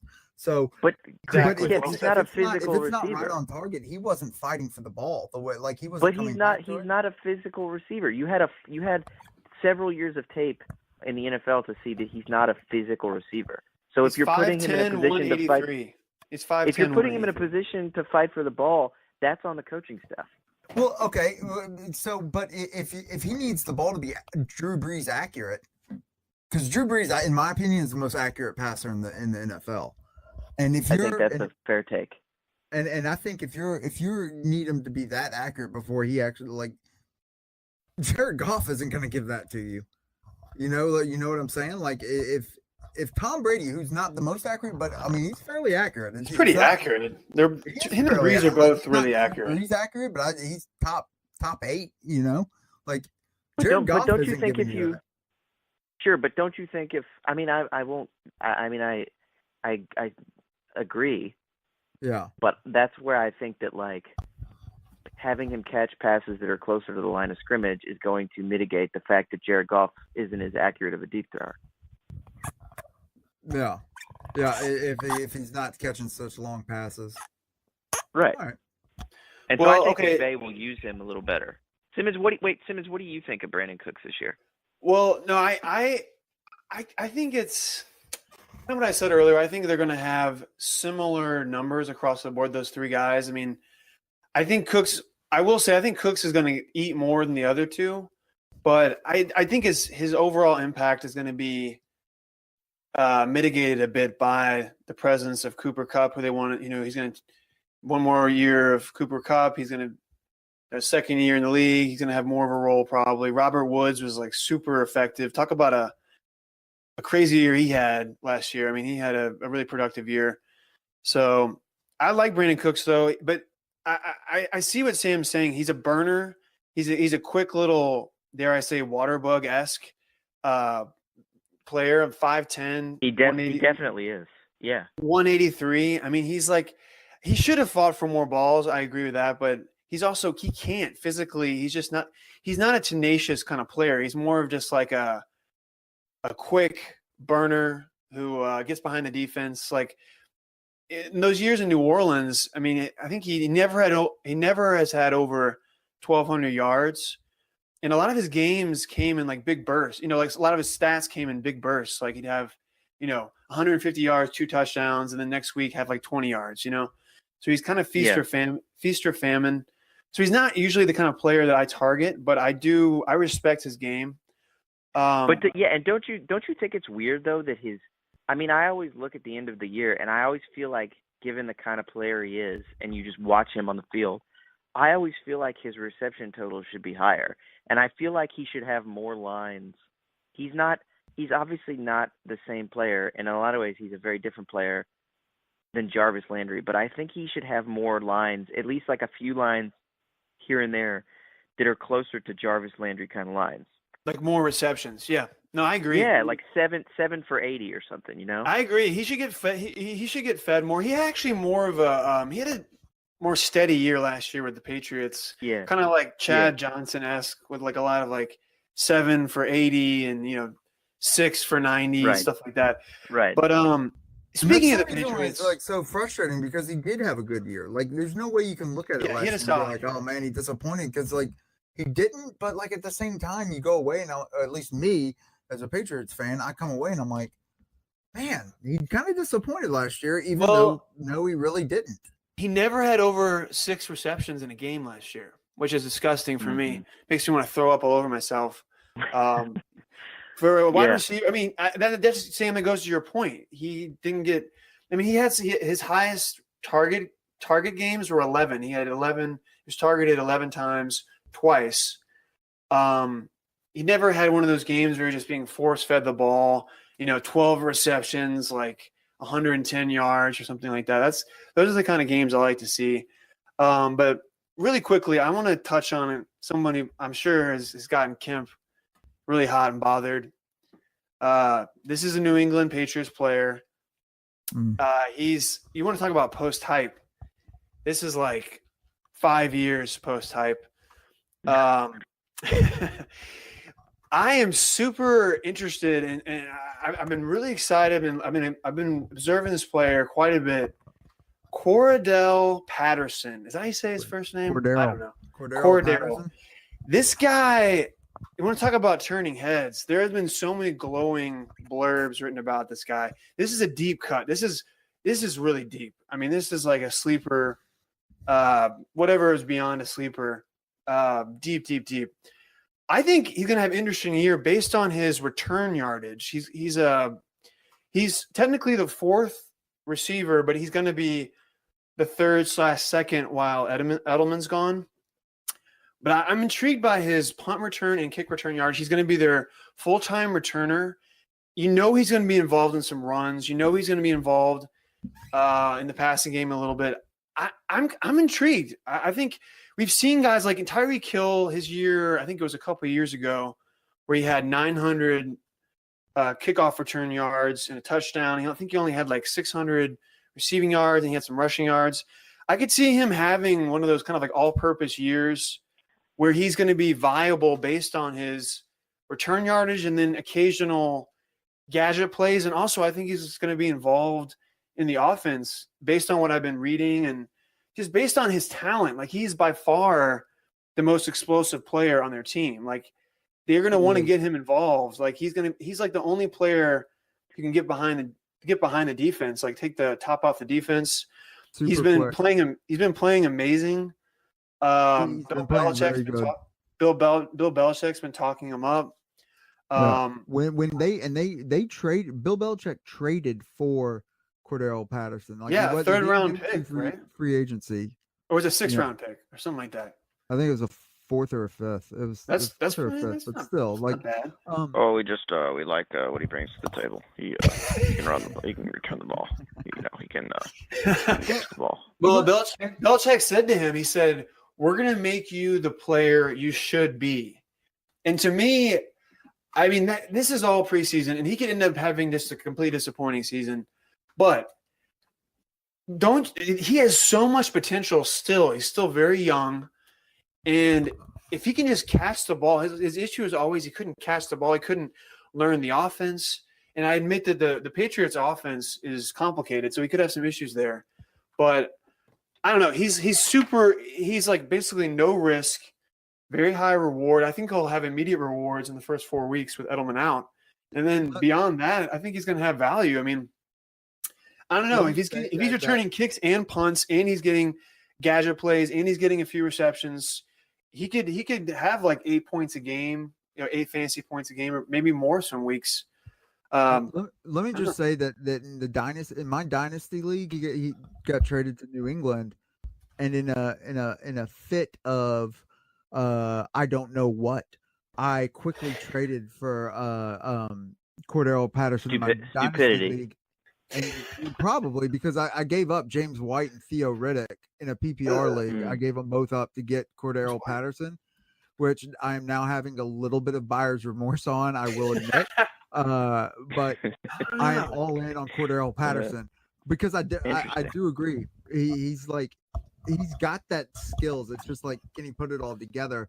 One knock on Cordero Patterson this preseason, he's made some unbelievable catches and made some unbelievable moves. The problem with him is that he still can't run routes. And in a timing system that the way New England's is, where, okay, you have to know where you're going to be. You got to be right here at this time because Tom Brady's throwing it right here. And if you can't do that, you're not going to earn Tom Brady's trust. And that's the issue with Michael Floyd. When they picked up Michael Floyd a couple of years ago at the end of the season, Michael Floyd couldn't figure out the routes. Neither can Cordero Patterson thus far. And I think that's going to be the big drawback. I think he's excellent in the dump offs, the screen passes, the little short, quick outs. Like, yes, he can do those. But can he do the more intricate route running that really makes you that elite level player in the Patriots system? My gut says no, that I don't think he can get there. But I do like it. Like, that being said, I do like him to turn heads. I especially in our system where we're given points for return yards. I think he's the most dangerous returner in the NFL. Yeah, maybe outside of Darren Sproles if he still got it, but he's right up there. So let me just say real fast. Patterson is a player that I think coming out of college, out of Tennessee, University of Tennessee, that I liked.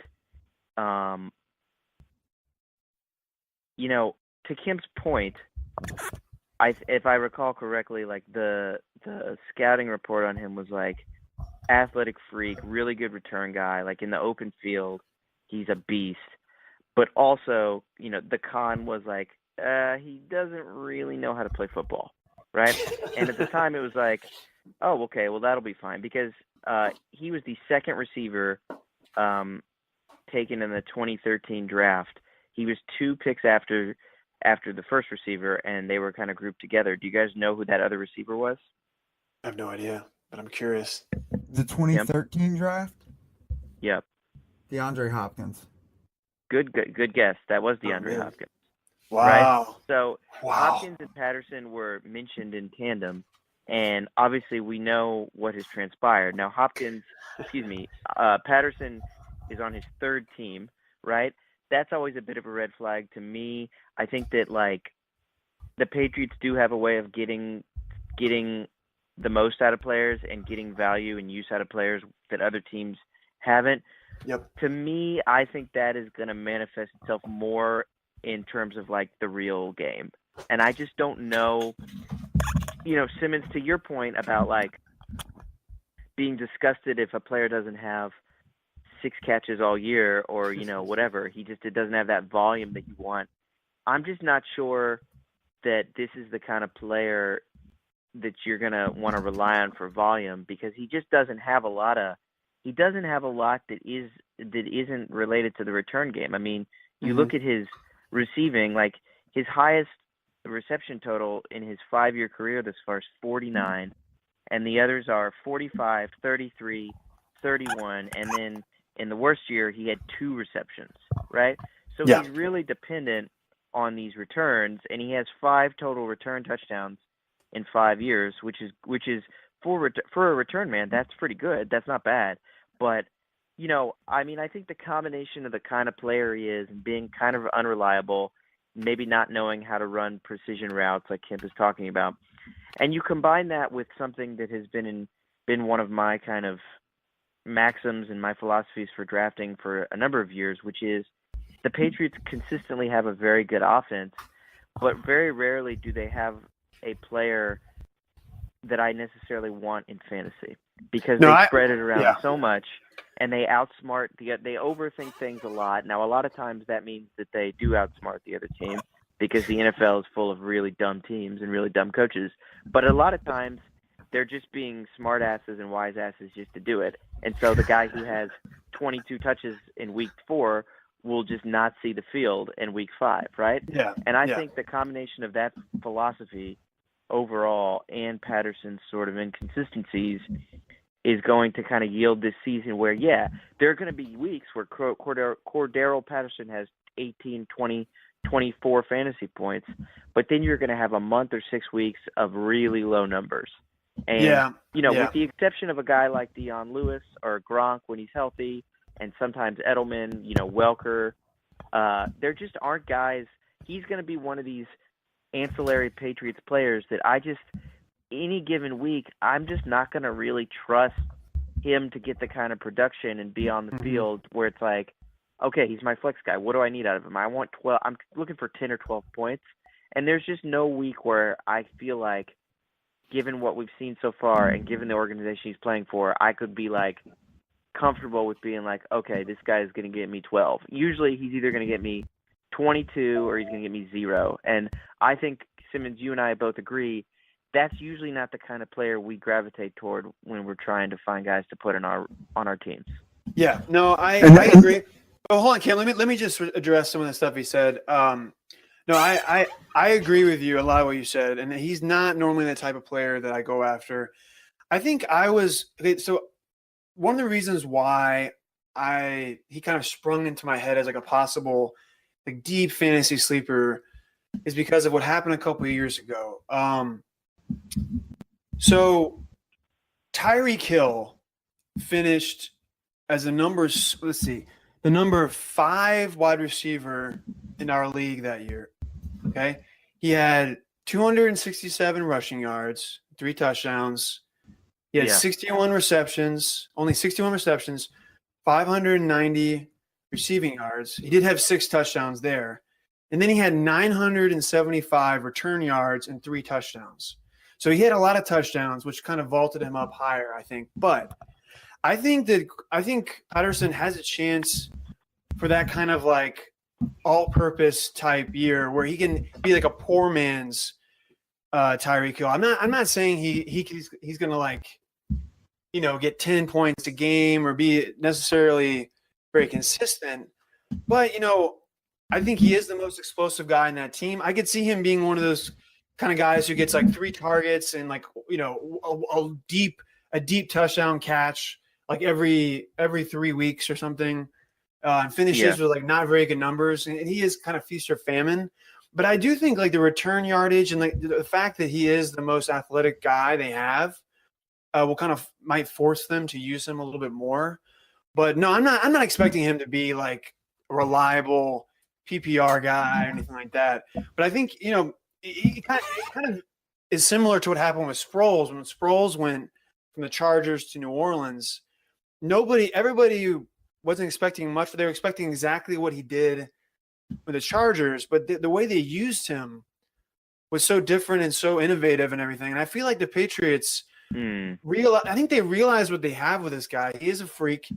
And when you've seen the way he used him in preseason, like one time they just threw him the ball out wide, like just a simple wide receiver screen, and he just juked this guy out of his shoes and ran into the end zone for like a 10-yard touchdown. Just little things like that. I feel like he's going to get a lot of those. I forgot what they're called, the screens where they kind of pick the DB and then the receiver kind of runs around and then it has like a running start. I feel like they're going to do things kind of like a bubble screen a little bit. Yeah, a bubble screen, exactly. So I don't know. I think what you're saying is correct, but just as a counter, like playing like devil's advocate, sure.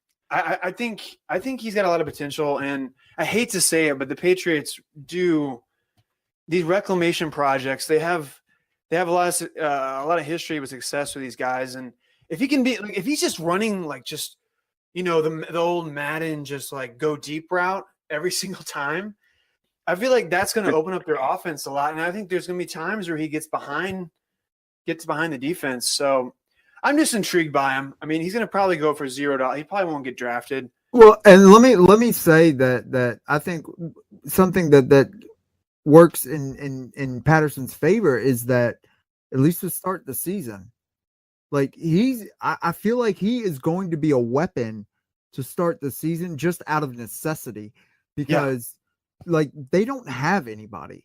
They like that wide receiver core at New England is awful right now.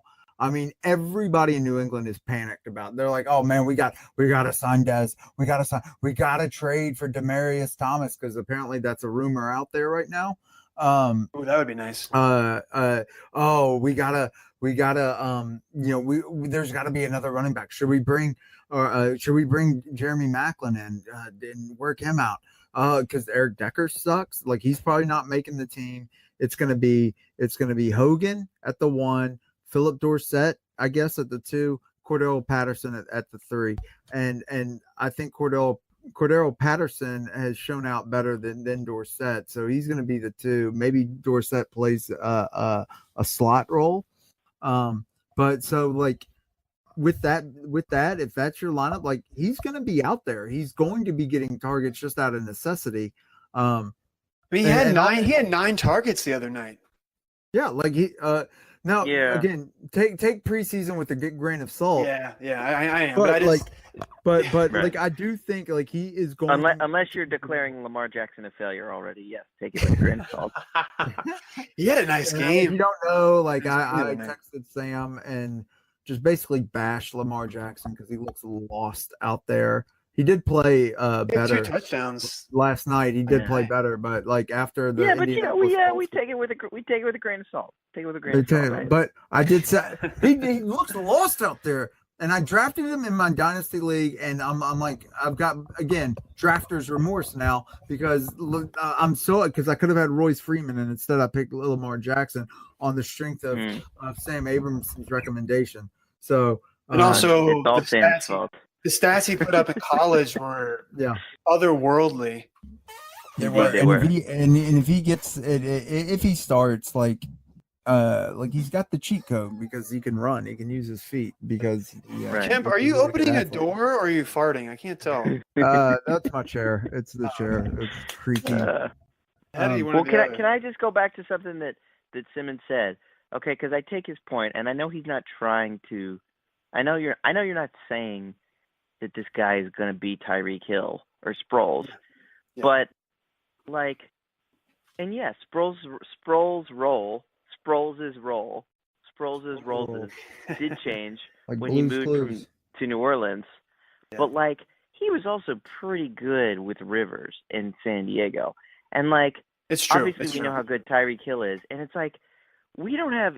I know what you guys are both saying about the Pats, all right, and we've seen it. It's happened before, like, but like we don't have. Do we have any evidence that this guy can play at all? Like, I just would have thought. I mean, I know this is a simplified logic in some ways, but like, don't you think after 5 years in the league, if a guy can play at a skill position, you see it? Like, you see it in some consistent form. That's my only concern. No, Yeah. I think that's valid. Valid. But like he's an athletic freak, and that counts for something. He's not going like I don't think you're not going to look at this player and think like, oh wow, this is Julio Jones we got here, who's just like ultra talented and combines outstanding metrics with just innate football knowledge. He's not And also that guy. technical precision route running. Yeah, like he's not that guy, but he is. If you game plan around him, like create certain plays specifically for him, I think he can thrive in that sort of role, and I think that's where he's going to make his bread and butter, at least in New England. Well, I'm encouraged by the targets he's getting in preseason, but I think Sam, your point of view is probably the most sane. I admit that I've kind of lost my mind a little bit with some of these players, but I just feel like the athleticism is intriguing. The opportunity and the tutelage he's receiving, as much as I like to make fun of the Patriots, Josh McDaniels, Bill Belichick, those guys are great at making something out of nothing. And Sure. I feel like he's got a lot of raw ability. And from what I've been reading, I mean, he's been picking up the offense surprisingly well. And maybe they've simplified it for him. And that's not even taking into account all the special teams, the kick returning, the punt returning. And yeah, you might be like, well, that's not going to really add up to much, but no, I think it will. I think that's like gives him like I think that's the most convincing thing, honestly, is the special teams part to me. Yeah. Well, he's just gonna be a fun guy to watch, and he's like I remember back when Josh Cribbs used to play, and ooh, good name. You remember that? There was a time where he was like, people were picking him up and starting him because he was so effective. So I don't know. We'll see what happens. It always comes back to the Browns on this podcast. Yep. Josh Cribbs, Braylon Edwards, Derek Anderson. All right, one more guy. Then let's call it quits because let's do this because I'm gonna give you. I'm trying to see where I want to go with this. I could go. Taywan Taylor, we talked about him. Quincy and Nunwa. No, please don't talk about Taywan Taylor anymore.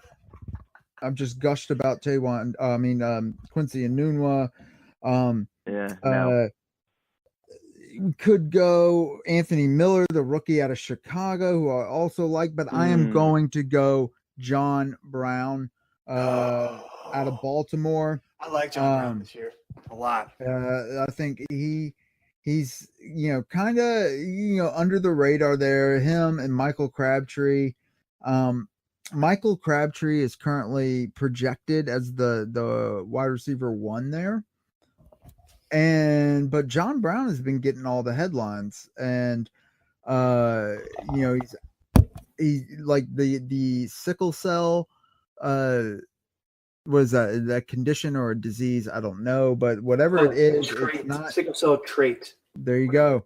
That's not coming like that's not recurring the way it was in Arizona, which from what I'm reading is based off the elements and the altitude out there, that John Brown is making highlight plays. This guy is a burner. He Joe Flacco. Beat reporter in medical. This guy is a burner.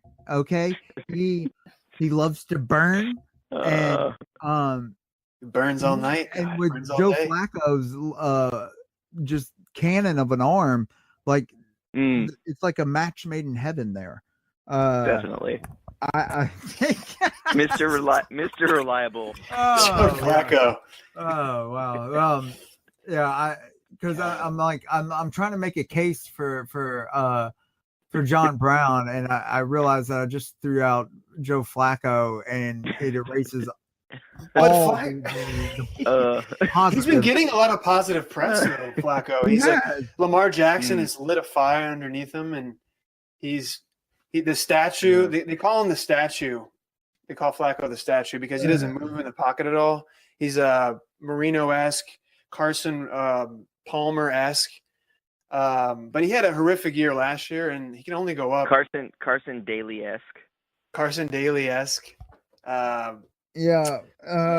Okay, so let me. He's a serviceable quarterback. I mean, he's definitely. I agree. I think John Brown's going to have a nice year. Yeah, I've talked myself out of John Brown, or you guys have convinced me not to go John Brown. I'm out with John Brown. I'm off the John Brown train. So I'm going to go. I'm going to go really deep. I'm going to say Traquan Smith, the rookie out of New Orleans.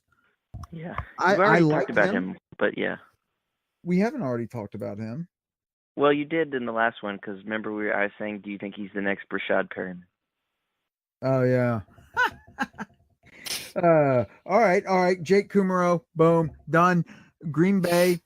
That's what Aaron Rodgers I said was gushing about Geronimo Allison earlier. I said that all the other wide receivers need to look at Geronimo Allison. He said Geronimo Allison and Jake Kumaro. That's what he said. He said Geronimo Allison and Jake Kumaro are the two leaders at the clubhouse of the wide receiver crew. Jake Kumaro is this guy that I think at now he's a lock to make the team. I think especially if they drop Randall Cobb, Jake Kumaro is going to be the great white hype up in Green Bay. They love him there. And Aaron Rodgers loves him there. I remember this guy. This guy was on the team last year. He has like the long hair. He's got really long hair. He was on the team late last year. Yeah. And he's a nice guy. I think he's going to push to become a starter on Green Bay by the end of the year.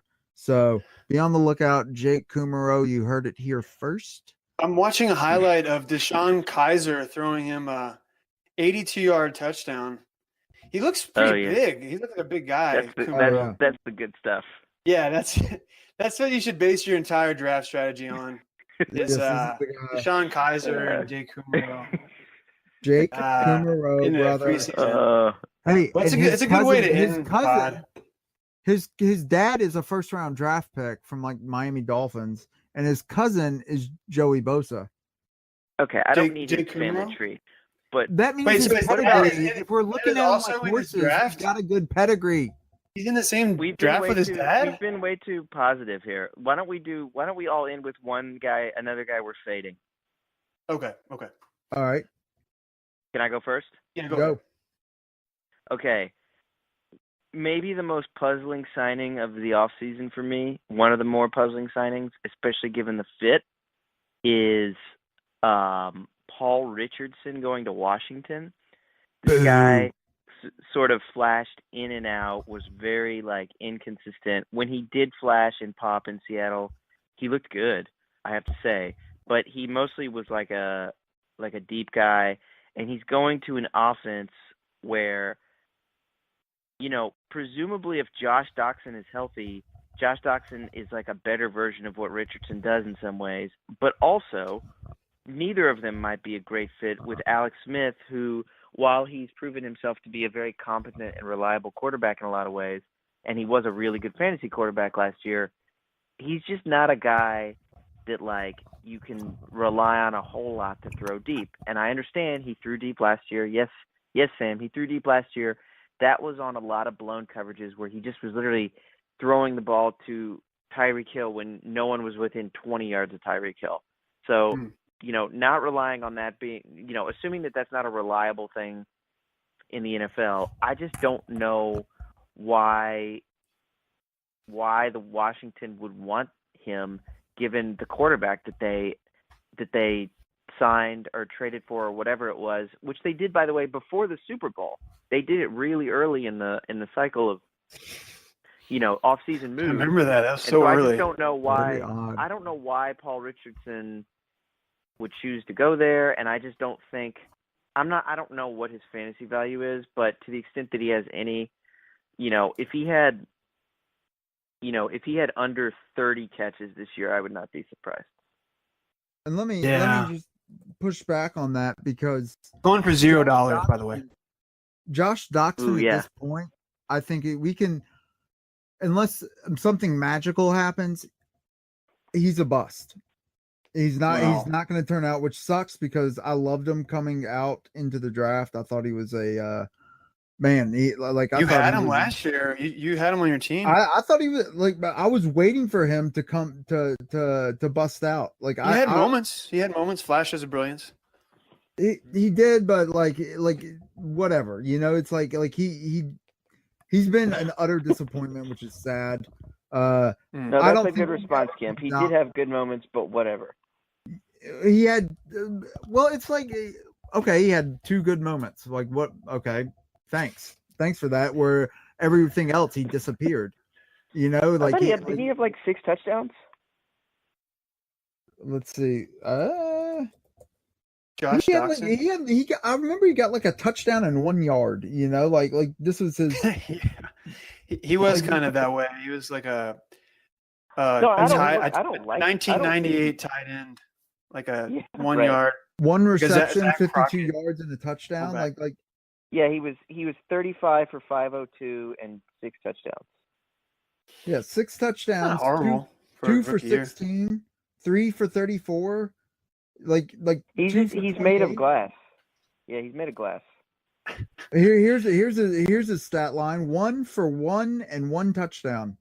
Like That's man. beautiful. That's a beautiful stat line, though. You got to Hey just man, frame that. that's 6.6 points. I know, yeah, but like That's like a I blocking can't tight do end. anything with that. Like a There's blocking nothing tight I end. can do. Like numbers right there. that's not. He should have came out last year. Like busted out last year. He didn't. I think this is just my just gut feeling. I don't think the Washington coaching staff like they want him to become a player that he's just not going to be. Paul Richardson, like I think he's the real deal. Okay. Let me take that back. I don't think he's the real deal as far as like a wide receiver 1 Oh Jesus! sort of thing. But I do I like think him. we're over the 2-hour mark. That's how I know we are. We call okay. Paul Richardson the real deal.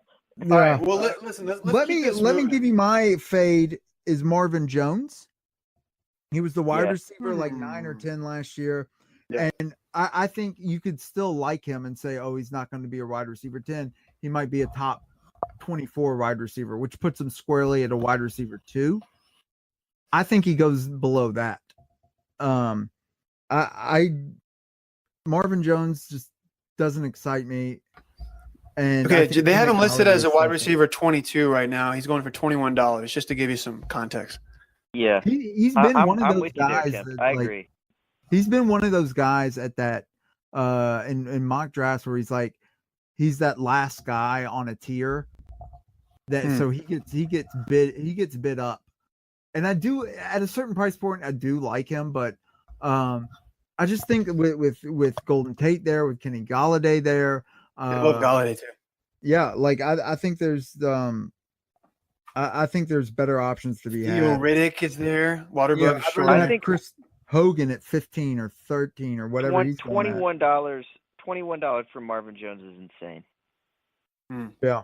Yeah. And but apparently camp reports out, again, or that he's connecting with Stafford. Like Stafford loves him. So I They're don't going know. they're out. in They're a- going like out to they're in a- movies together. They're getting Yeah, I know. milkshakes together. They're in a Really book connect. club. My But guy. Go ahead, Paul Kim. Richardson, the No, I was real just gonna deal. say that's my Paul, guy is Marvin Paul the Jones. real deal Richardson. That has to be that he's taken the mantle from Evander the real deal Holyfield. Now No. it's Paul the real deal Richardson. Okay, look, Sam. Oh god. All right, who Simmons, is you go. Alex Smith going to Simmons, pass go. to? Simmons, go. Vernon Davis. Jamison Ugh. Crowder, Chris Yeah, Thompson. good. Their wide receiver core is kind of in shambles. That's a good point. Okay, so I have mentioned this guy before. I have a history with him. Actually, I have two guys. No, I'll just stick with one. No, give us two. Give All us right. two. Well, the guy I mentioned before a lot is Kelvin Benjamin, which I actually think Kemp is right. He does have some value because there's not as many options in Buffalo. He could end up being like kind of the fulcrum of the offense, but I'm going to shelve him for now. The guy and he's not even going at a bad value, and I could understand when somebody drafting him at his current $12 auction price. This guy I traded for him in a horrible trade a little while back. He burned me then. I had him another time. He burned me. I don't trust him. And now that he's in this offense, I trust him actually even less because of all the weapons they have. This man's name is Sammy Watkins. And Kemp, Oh, yeah. I know that you like him. He's going for $12 again. I will say I'm starting to come off of him. I don't like him because I think Tyreek Hill is the clear number one based on all the preseason stuff, based on all the years past. You can see in the preseason he's being targeted heavily. Sammy Watkins, I think, has like one catch in all of preseason or something. And I'm starting to come off of him. I'm with you.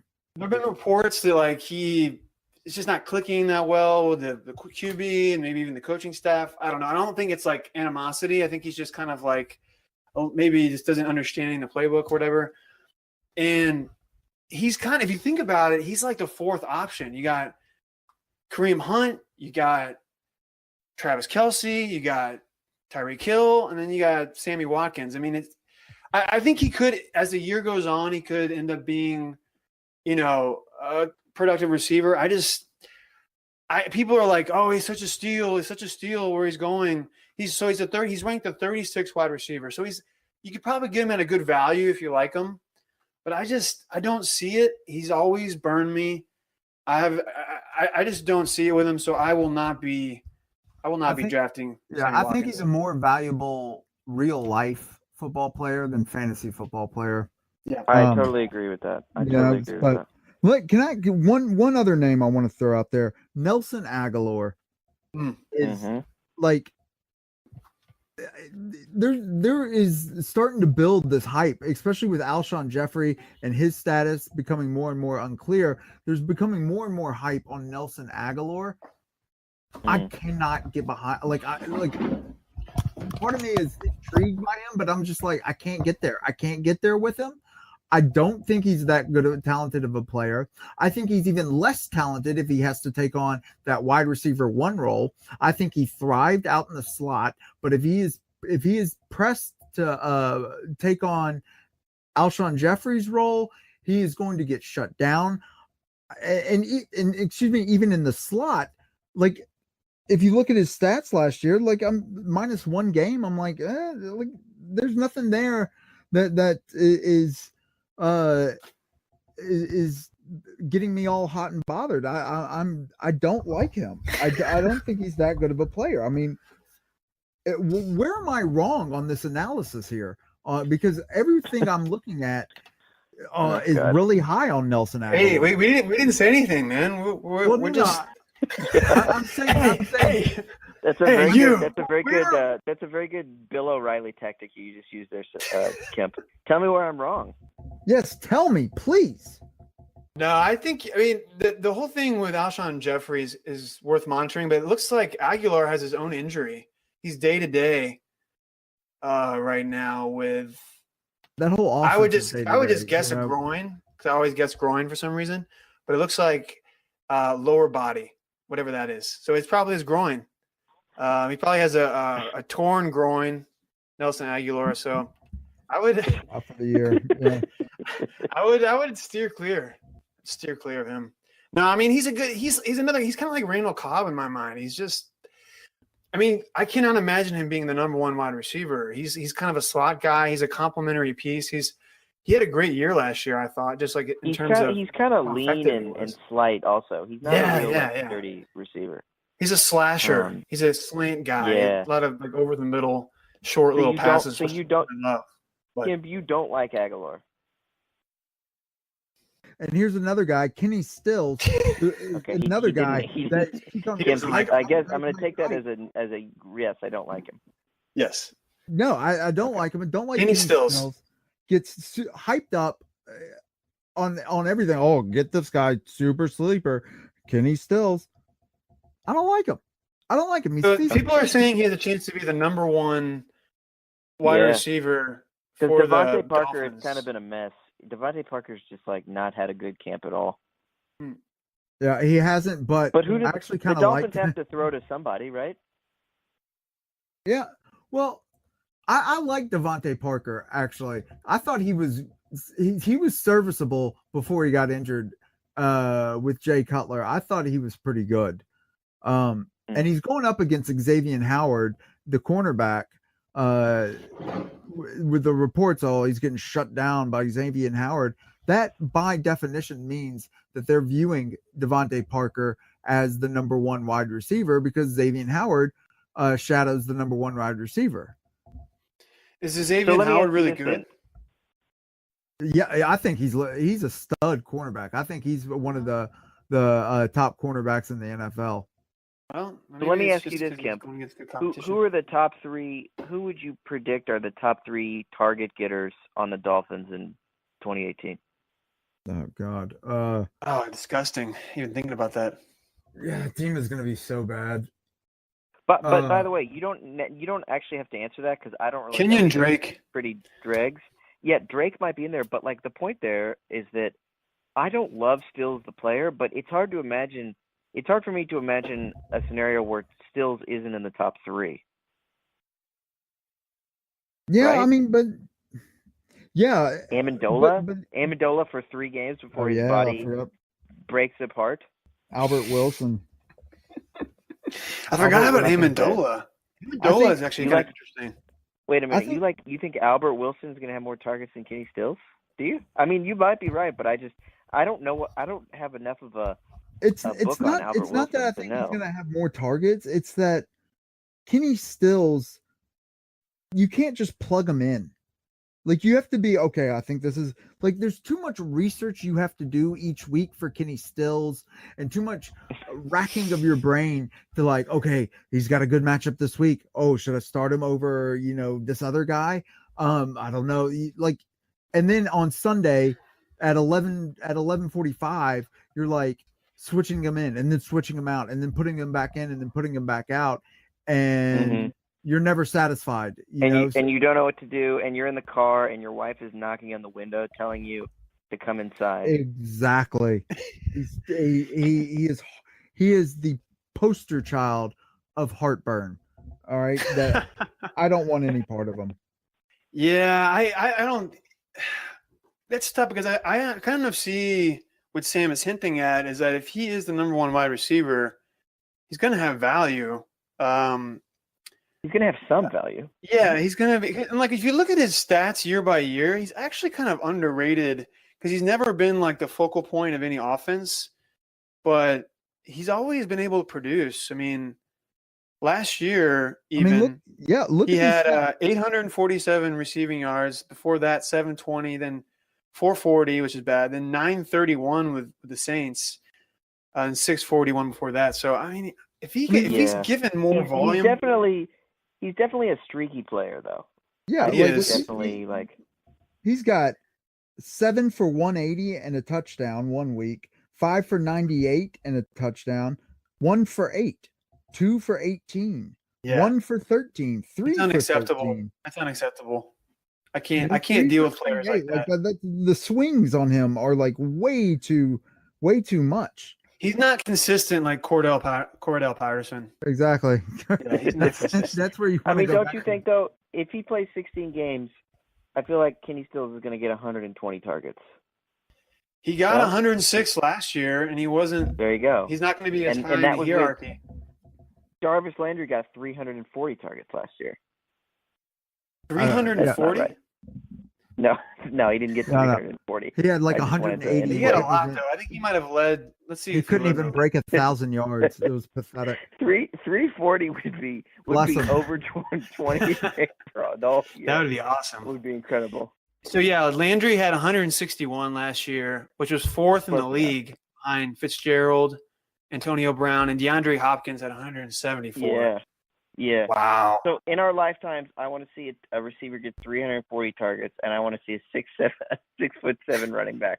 That would be awesome. Love that. But I actually think now, Kemp, you brought this up about Julio Jones. We should really end this conversation because we're getting close to 3 hours now. I think I think we're past 2.5.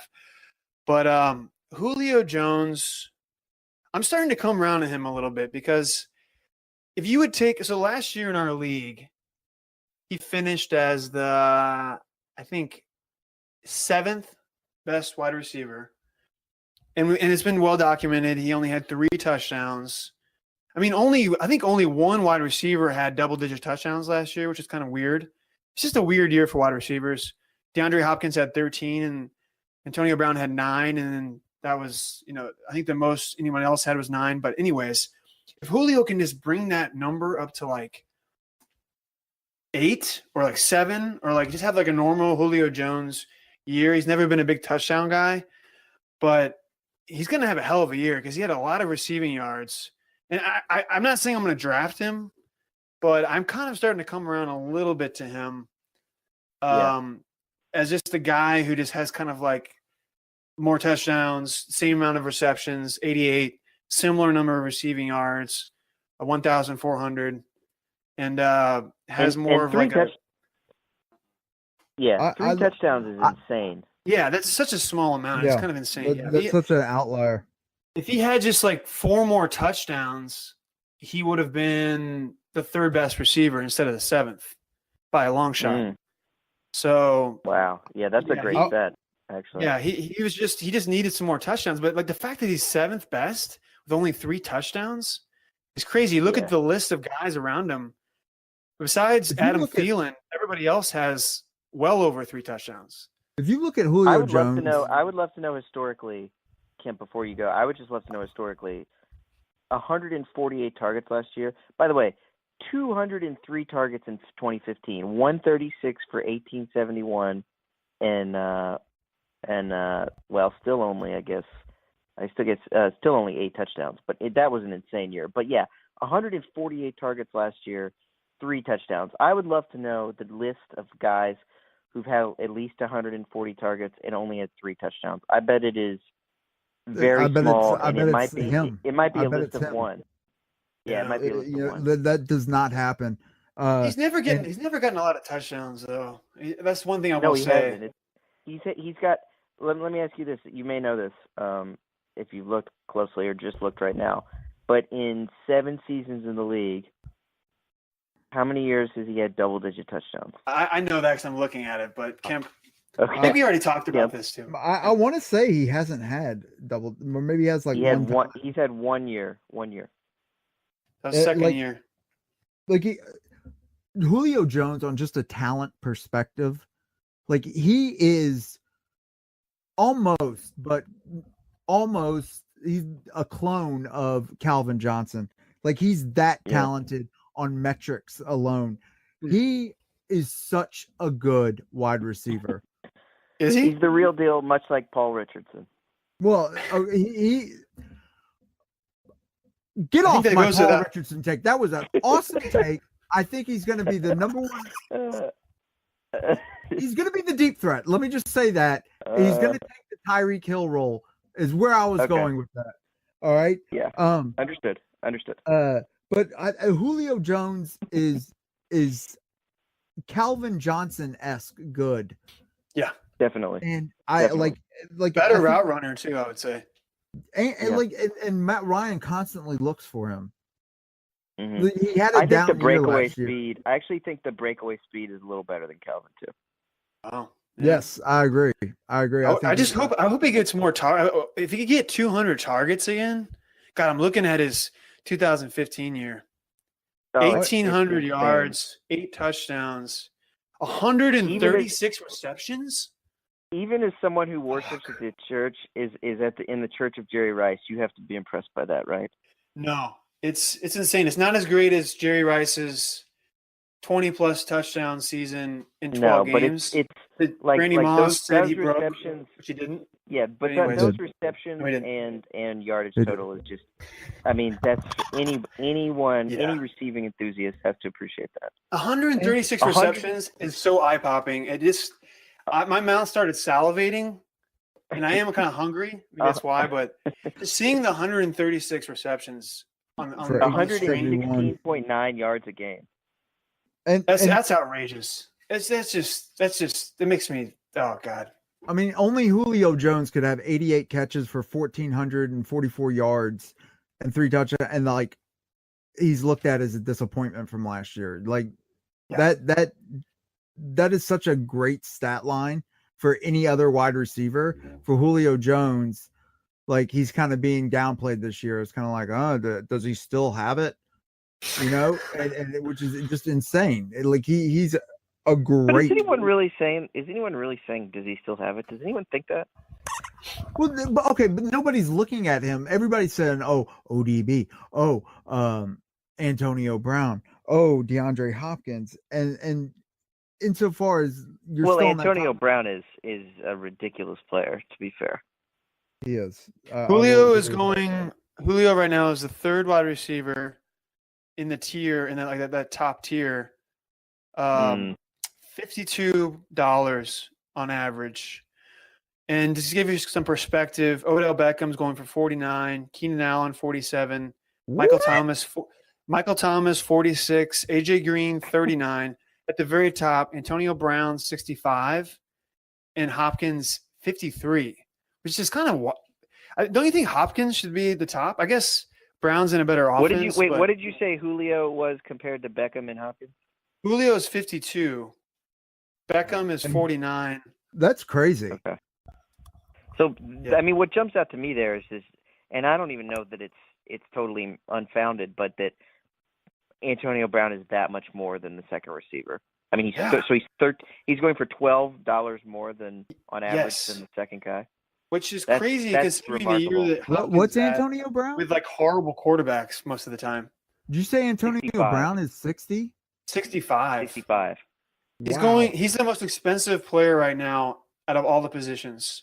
Honestly, if you start looking at his game logs, it's like, I mean, I wouldn't probably pay 65 for Antonio Brown, but like, it's just, I get it. I mean, it seems insane on one hand, but on the other hand, like, he's just, I mean, you talk about lines that just like make you gush and just your eyes pop out of your head. I mean, he's unreal.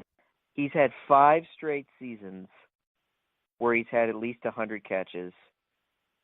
3 of those he's had double digits. You know, the fewest amount of yards he's had since 2012 was 16, where he missed a game and he had 1284. Last year he missed 2 games, guys. He basically missed 3. Line was he basically missed 3 because in New England he got hurt early. Right, true. Yeah, that's true. 101, 15, 33, and 9. I mean, that's outrageous in 14 games. Completely outrageous. He's 5'10", 181. I mean, you know, look, nobody is ever gonna really realistically enter the Rice discussion. I get that, but like, this dude is how old is he? 29, about to be 30, maybe. Yeah. Like, how many more years of this level of production before you start thinking of him? Like, I mean, I would say he's already in the top. I'd already, off the top of my head, he's got to already be in like the top 10 receivers of all time. I just think in this era, 5 straight years like this. But like, at what point is there a point for either of you that you'd start being like, all right, this dude, let's say if he does 3 more years of this, let's say, are you putting him ahead of Randy Moss? Because I think I would. I would. I would seriously consider it. Randy Moss was way more. Yeah. I don't know. I think it'd be Randy tough. Moss is like so. It's tough though because I love Antonio Brown and the fact that They're he's different players. Yeah, the fact that he's this height and he's that and he's still able to do what he does is really incredible. I do work in terms of longevity. I don't know how That's what I effective he's going to mean. be as he gets older. No. But- See, I Antonio disagree. I Brown think is he's the gonna be- perfect player to play into his 40s. He I doesn't kind of rely agree with that. because Julio Jones, for example, when his speed goes, I think It's gonna Julio be gone. Jones goes. Yeah. Yeah. Antonio Brown never relies But on I think speed. Julio could play as a tight. I think Julio could be like a de facto tight end in his. I think he in his relies on his older age. quickness more than speed. I think No, Antonio but- Brown does rely on his quickness. Let me clarify though. Oh, yeah, with yeah, Moss. route running and Peak- quickness are his calling card. He is Yeah. But That could peak go a Randy little bit Moss- as he gets older. That's all I'm saying. peak, Um, peak Randy Moss is better than peak Antonio Brown. I'm not going to dispute that. But if you're looking at the whole of his career, like the whole of his career, which you have to do, I don't know, man. Like, yeah, Randy Moss is going to have probably going to have more touchdowns than Brown. But in terms of consistency, and if he does it for, like I said, 3-4 more years at this level, I don't know, man. I'm not saying I'm going to put I him agree ahead of with you Moss on for that. it sure. gets but- close. It I agree gets with you. close. I will say, but like the stats I might think- even play it out too, because Moss, once he left Minnesota, he obviously had those great years in New England, but then that was actually kind of a short stop, and then he kind of went He off had those went off a lost cliff. years in Oakland where he was just non-existent. Yeah, I think he had like 1,000-yard season, but it was like barely over 1,000, and he just sucked. Kerry Collins was throwing him the ball, but I think that he I had kind that of starting to one agree year- with you on that. I think Antonio Brown is on the precipice of becoming like, I think he's already a once in a generation kind of wide receiver. Maybe not like the only one, but he's like, you think of him and Julio Jones and DeAndre Hopkins as the top 3 wide receivers of the last, I don't know, like 5-8 years, maybe, well, Yeah. maybe even 10. I think Hopkins still has a little ways to go, but Antonio Brown is the best wide receiver of this decade, hands down, and it's Yeah. not even close. Julio I Jones? I would take it farther than that. I would take it farther than that. And Kemp Julio can Jones is disagree great, with but me. he's like I he's think- not. I think Brown is the best player in the NFL. I think he's the best player at his position in the league. I wouldn't argue. Like I wouldn't say you're wrong. He's in the discussion. I just want to say I agree with everything you guys are saying about Brown. I love Brown, but I just want to point out, just statistically, he only has 5 years of like peak Hall of Fame worthy numbers, which is great. That's true. Which is great, but like he's only been at this since 2013. I actually Correct. owned him in a previous year when he was good, but he was like not as involved as much. He had some injuries, so he only has 5 years right now. Yes. I do think he's like And elite. if he tails off, then everything we're talking about is nullified, I think. And let's be In some in 2012 he got hurt. He got injured. And Yeah, I know. I remember that. and he he had 100 he started 10 games, had 106 targets in 13 games total, only starting 10 of them. If he would have played all 16, you would have said He'd have had 1,000 yards for sure. he would have over 100 targets, over 100 catches, and he would have you would have said, oh, he's only done this since 2011. So like Yeah, but 2011 he on only had 2 pace. touchdowns and 1,100 yards. Listen, I'm just saying. No, I agree. But when you unveil, and again, I'm sorry, go back to Jerry Rice, but when you look at these Hall of Fame receivers, even Terrell Owens, when you look at their body of work and like just the amount of years they've done it, I'm not saying I think Antonio Brown will do it. I'm just saying it might be a little early to start anointing him as like, you know, better than Jerry Rice, or I'm not saying any of you guys. I'm not saying you guys are doing that. I'm not saying you're doing that. I'm just saying like he's got a little ways to go in terms of consistency. Like if you take this into the NBA conversation, somebody like Dirk, and I won't stay in the NBA that long, but like somebody like Dirk has averaged like 20 and 10 for like, 15 years in a row or something, and the equivalent of that and for receivers in football is like, I would say, 1,200 yards and like around 10 touchdowns for like 10 years of their career or something like that. That's just a rough thing. But I think he can get there. I think as Sam said, if he does this for 3 more years, I think he's elevated himself into like extremely rarefied air. I'm just not sure if he's totally there yet. Well, Jerry Rice is in a whole nother category. But like Terrell Owens, though, is comparing. What I'm saying is that he's not going to get to the touchdown numbers of Moss or Owens. I think Antonio Brown has that bigger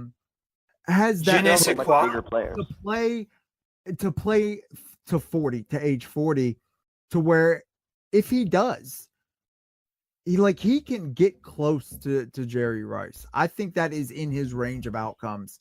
If everything goes right for him, like that's a possibility that he can become he can play until he's 40. 10 more years. Just because he doesn't need to rely on the sorts of traits that your elite, your Randy Mosses, your Terrell Owens, who rely on their body size, who rely on their speed. But he does rely on quickness. I mean, the thing about Antonio Brown that all cornerbacks say is that they don't know where he's going. He doesn't give away.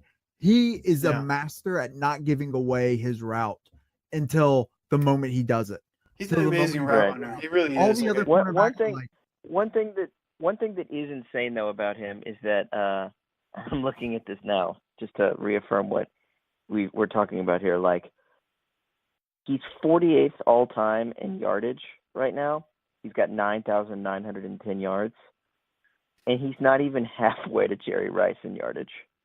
Oh, it's crazy. Like Jerry Rice is so above and beyond. But for instance, like Marvin Harrison, is he even on Marvin Harrison's level right now? Well, no, he's 5,000. He's going to pass Marvin Harrison in yardage.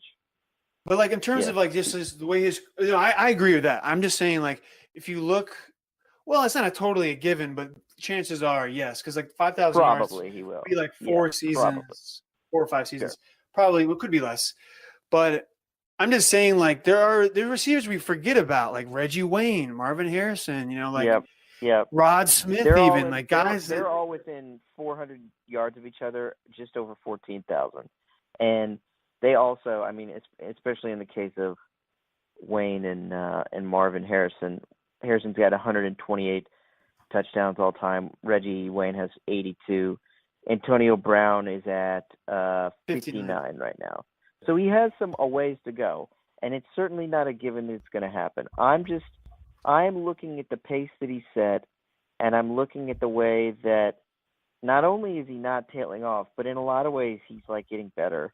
And yeah, he's not going to do that forever, and at some point he'll plateau and he will tail off. But right now, it's just like it's unbelievable. Yeah, and until he has that, God forbid he have that catastrophic injury, but until he has that, or his skills just fall off a cliff, I don't know how anyone at this point can assume that he won't be doing a rough approximation of this kind of season every year right now. Yeah, I mean, for me, the most impressive thing is his receptions. Like 5 years in a row, over 100 receptions. That's really, really, really hard to do. I know he barely did it last year, but that was only in 14 games, as you said. So he's a beast. He's 42nd right now in all-time receptions. If he gets to, let's say, if he gets to 100 this year again, he will be up on the cusp of the top 25. Yeah. So, and of course, Rice is at 1549, and then you got Tony Gonzalez at 1325. Then you got Fitzgerald at 1234. So Fitzgerald is exactly 500 ahead of him right now. So Another he's guy. still got a long way to go, but a lot of it is going to depend on health. And frankly, some of it is probably in terms of being exactly where he falls at the end of the line. It's going to depend a lot on what kind of quarterback he has when Roethlisberger finally rides off on his into the deer stand in the sunset. And I look at it. I bring it back to like Steve Smith. He walked like I don't think he was like he could have played another couple of years, another 2-3 years. Like he was still firing on good. He was if still not good. all cylinders, then like 3 out of 4 cylinders. Like Did he was like still tear his? really Did he good. tear his Achilles or something? Yeah, He yeah. did, yeah. but then he came back. And he had a pretty good that year, was gonna right? be- Yeah. I'm looking Oh, at the God, stats right that now. guy's unreal. The year he Yeah, like I mean, tore it's his not even Achilles or fair to whatever, compare other guys to Steve Smith. Steve he Smith is a played beast. first. He only played 7 games, and he had 670 yards at that point when he got hurt. Wow. So, Oh, yeah, like, he was a monster. He was killing it that year. I remember was. that.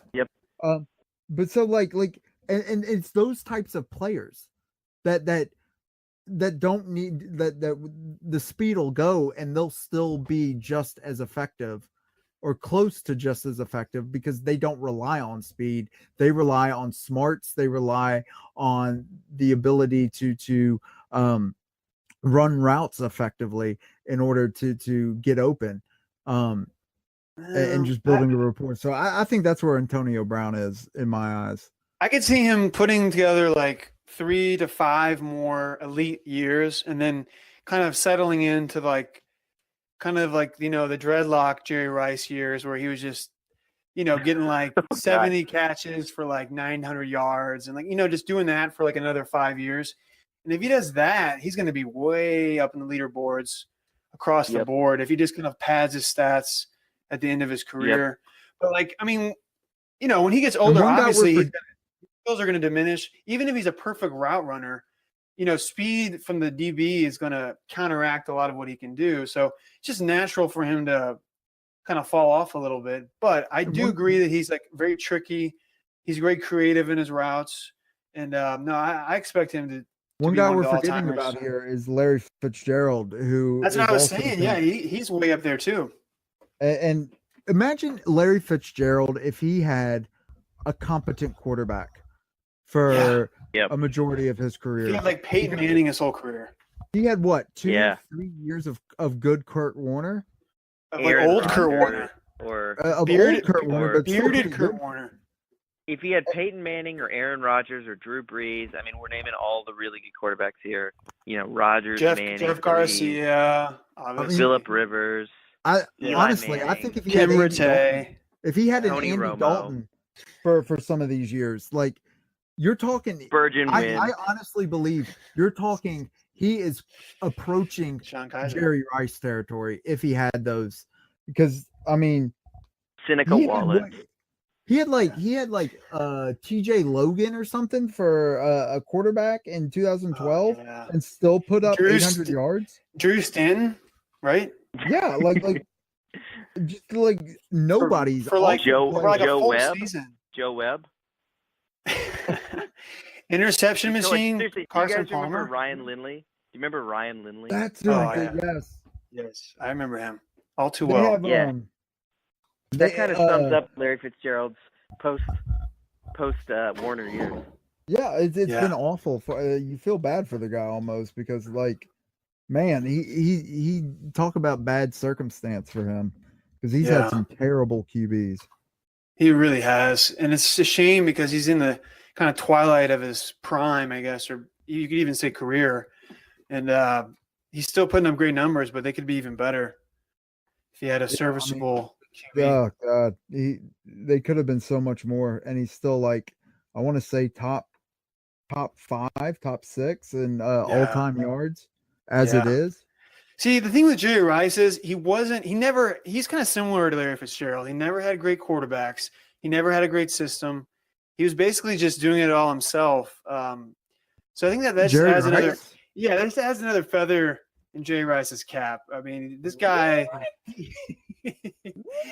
No, I'm joking. I mean, the fact that he was in that system the West Coast system with my guy System Steve Young, quarterback Joe Montana. and Joe Montana and Jeff Garcia. Don't forget about him. Yeah.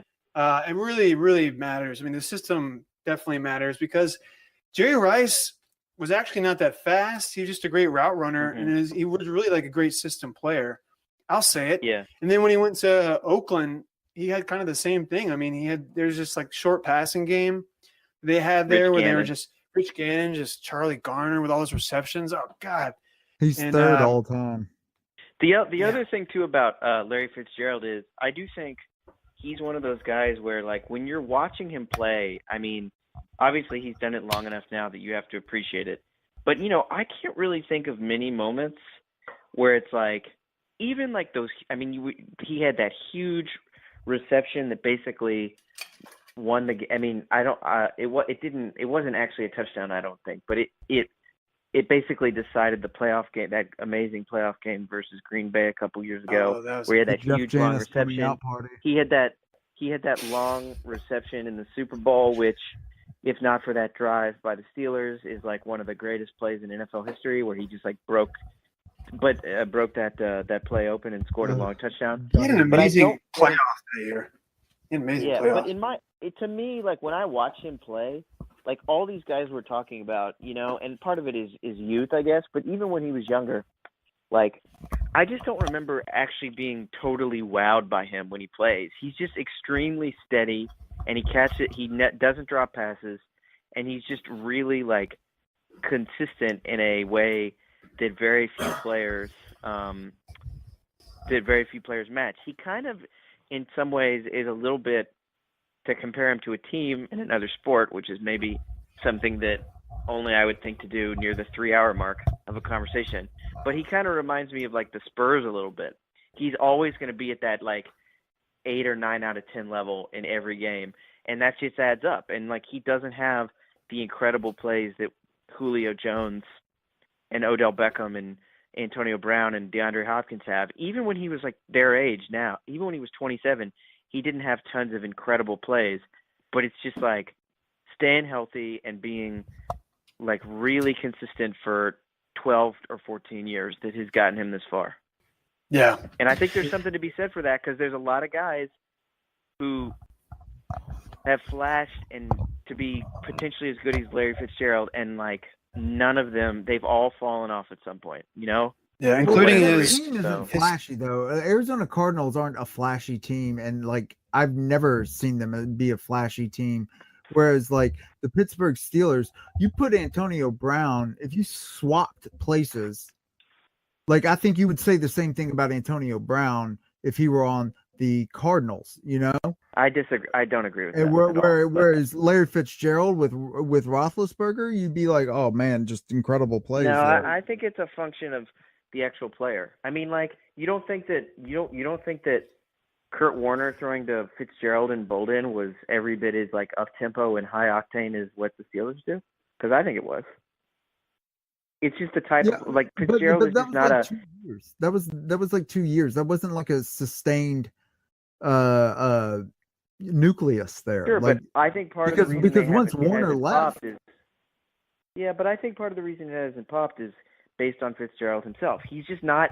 He's never a player who like will wow you with his like speed or his quickness, and he doesn't like make guys miss in the same way that Brown and Beckham do, and he doesn't have a whole lot of catches that I think of when I'm thinking of like unreal catches. But there's just a lot of like, and I'm not demeaning him, this is a compliment, but there's like a lot of like 6 for 90 and a touchdown, 8 for 85 and a touchdown.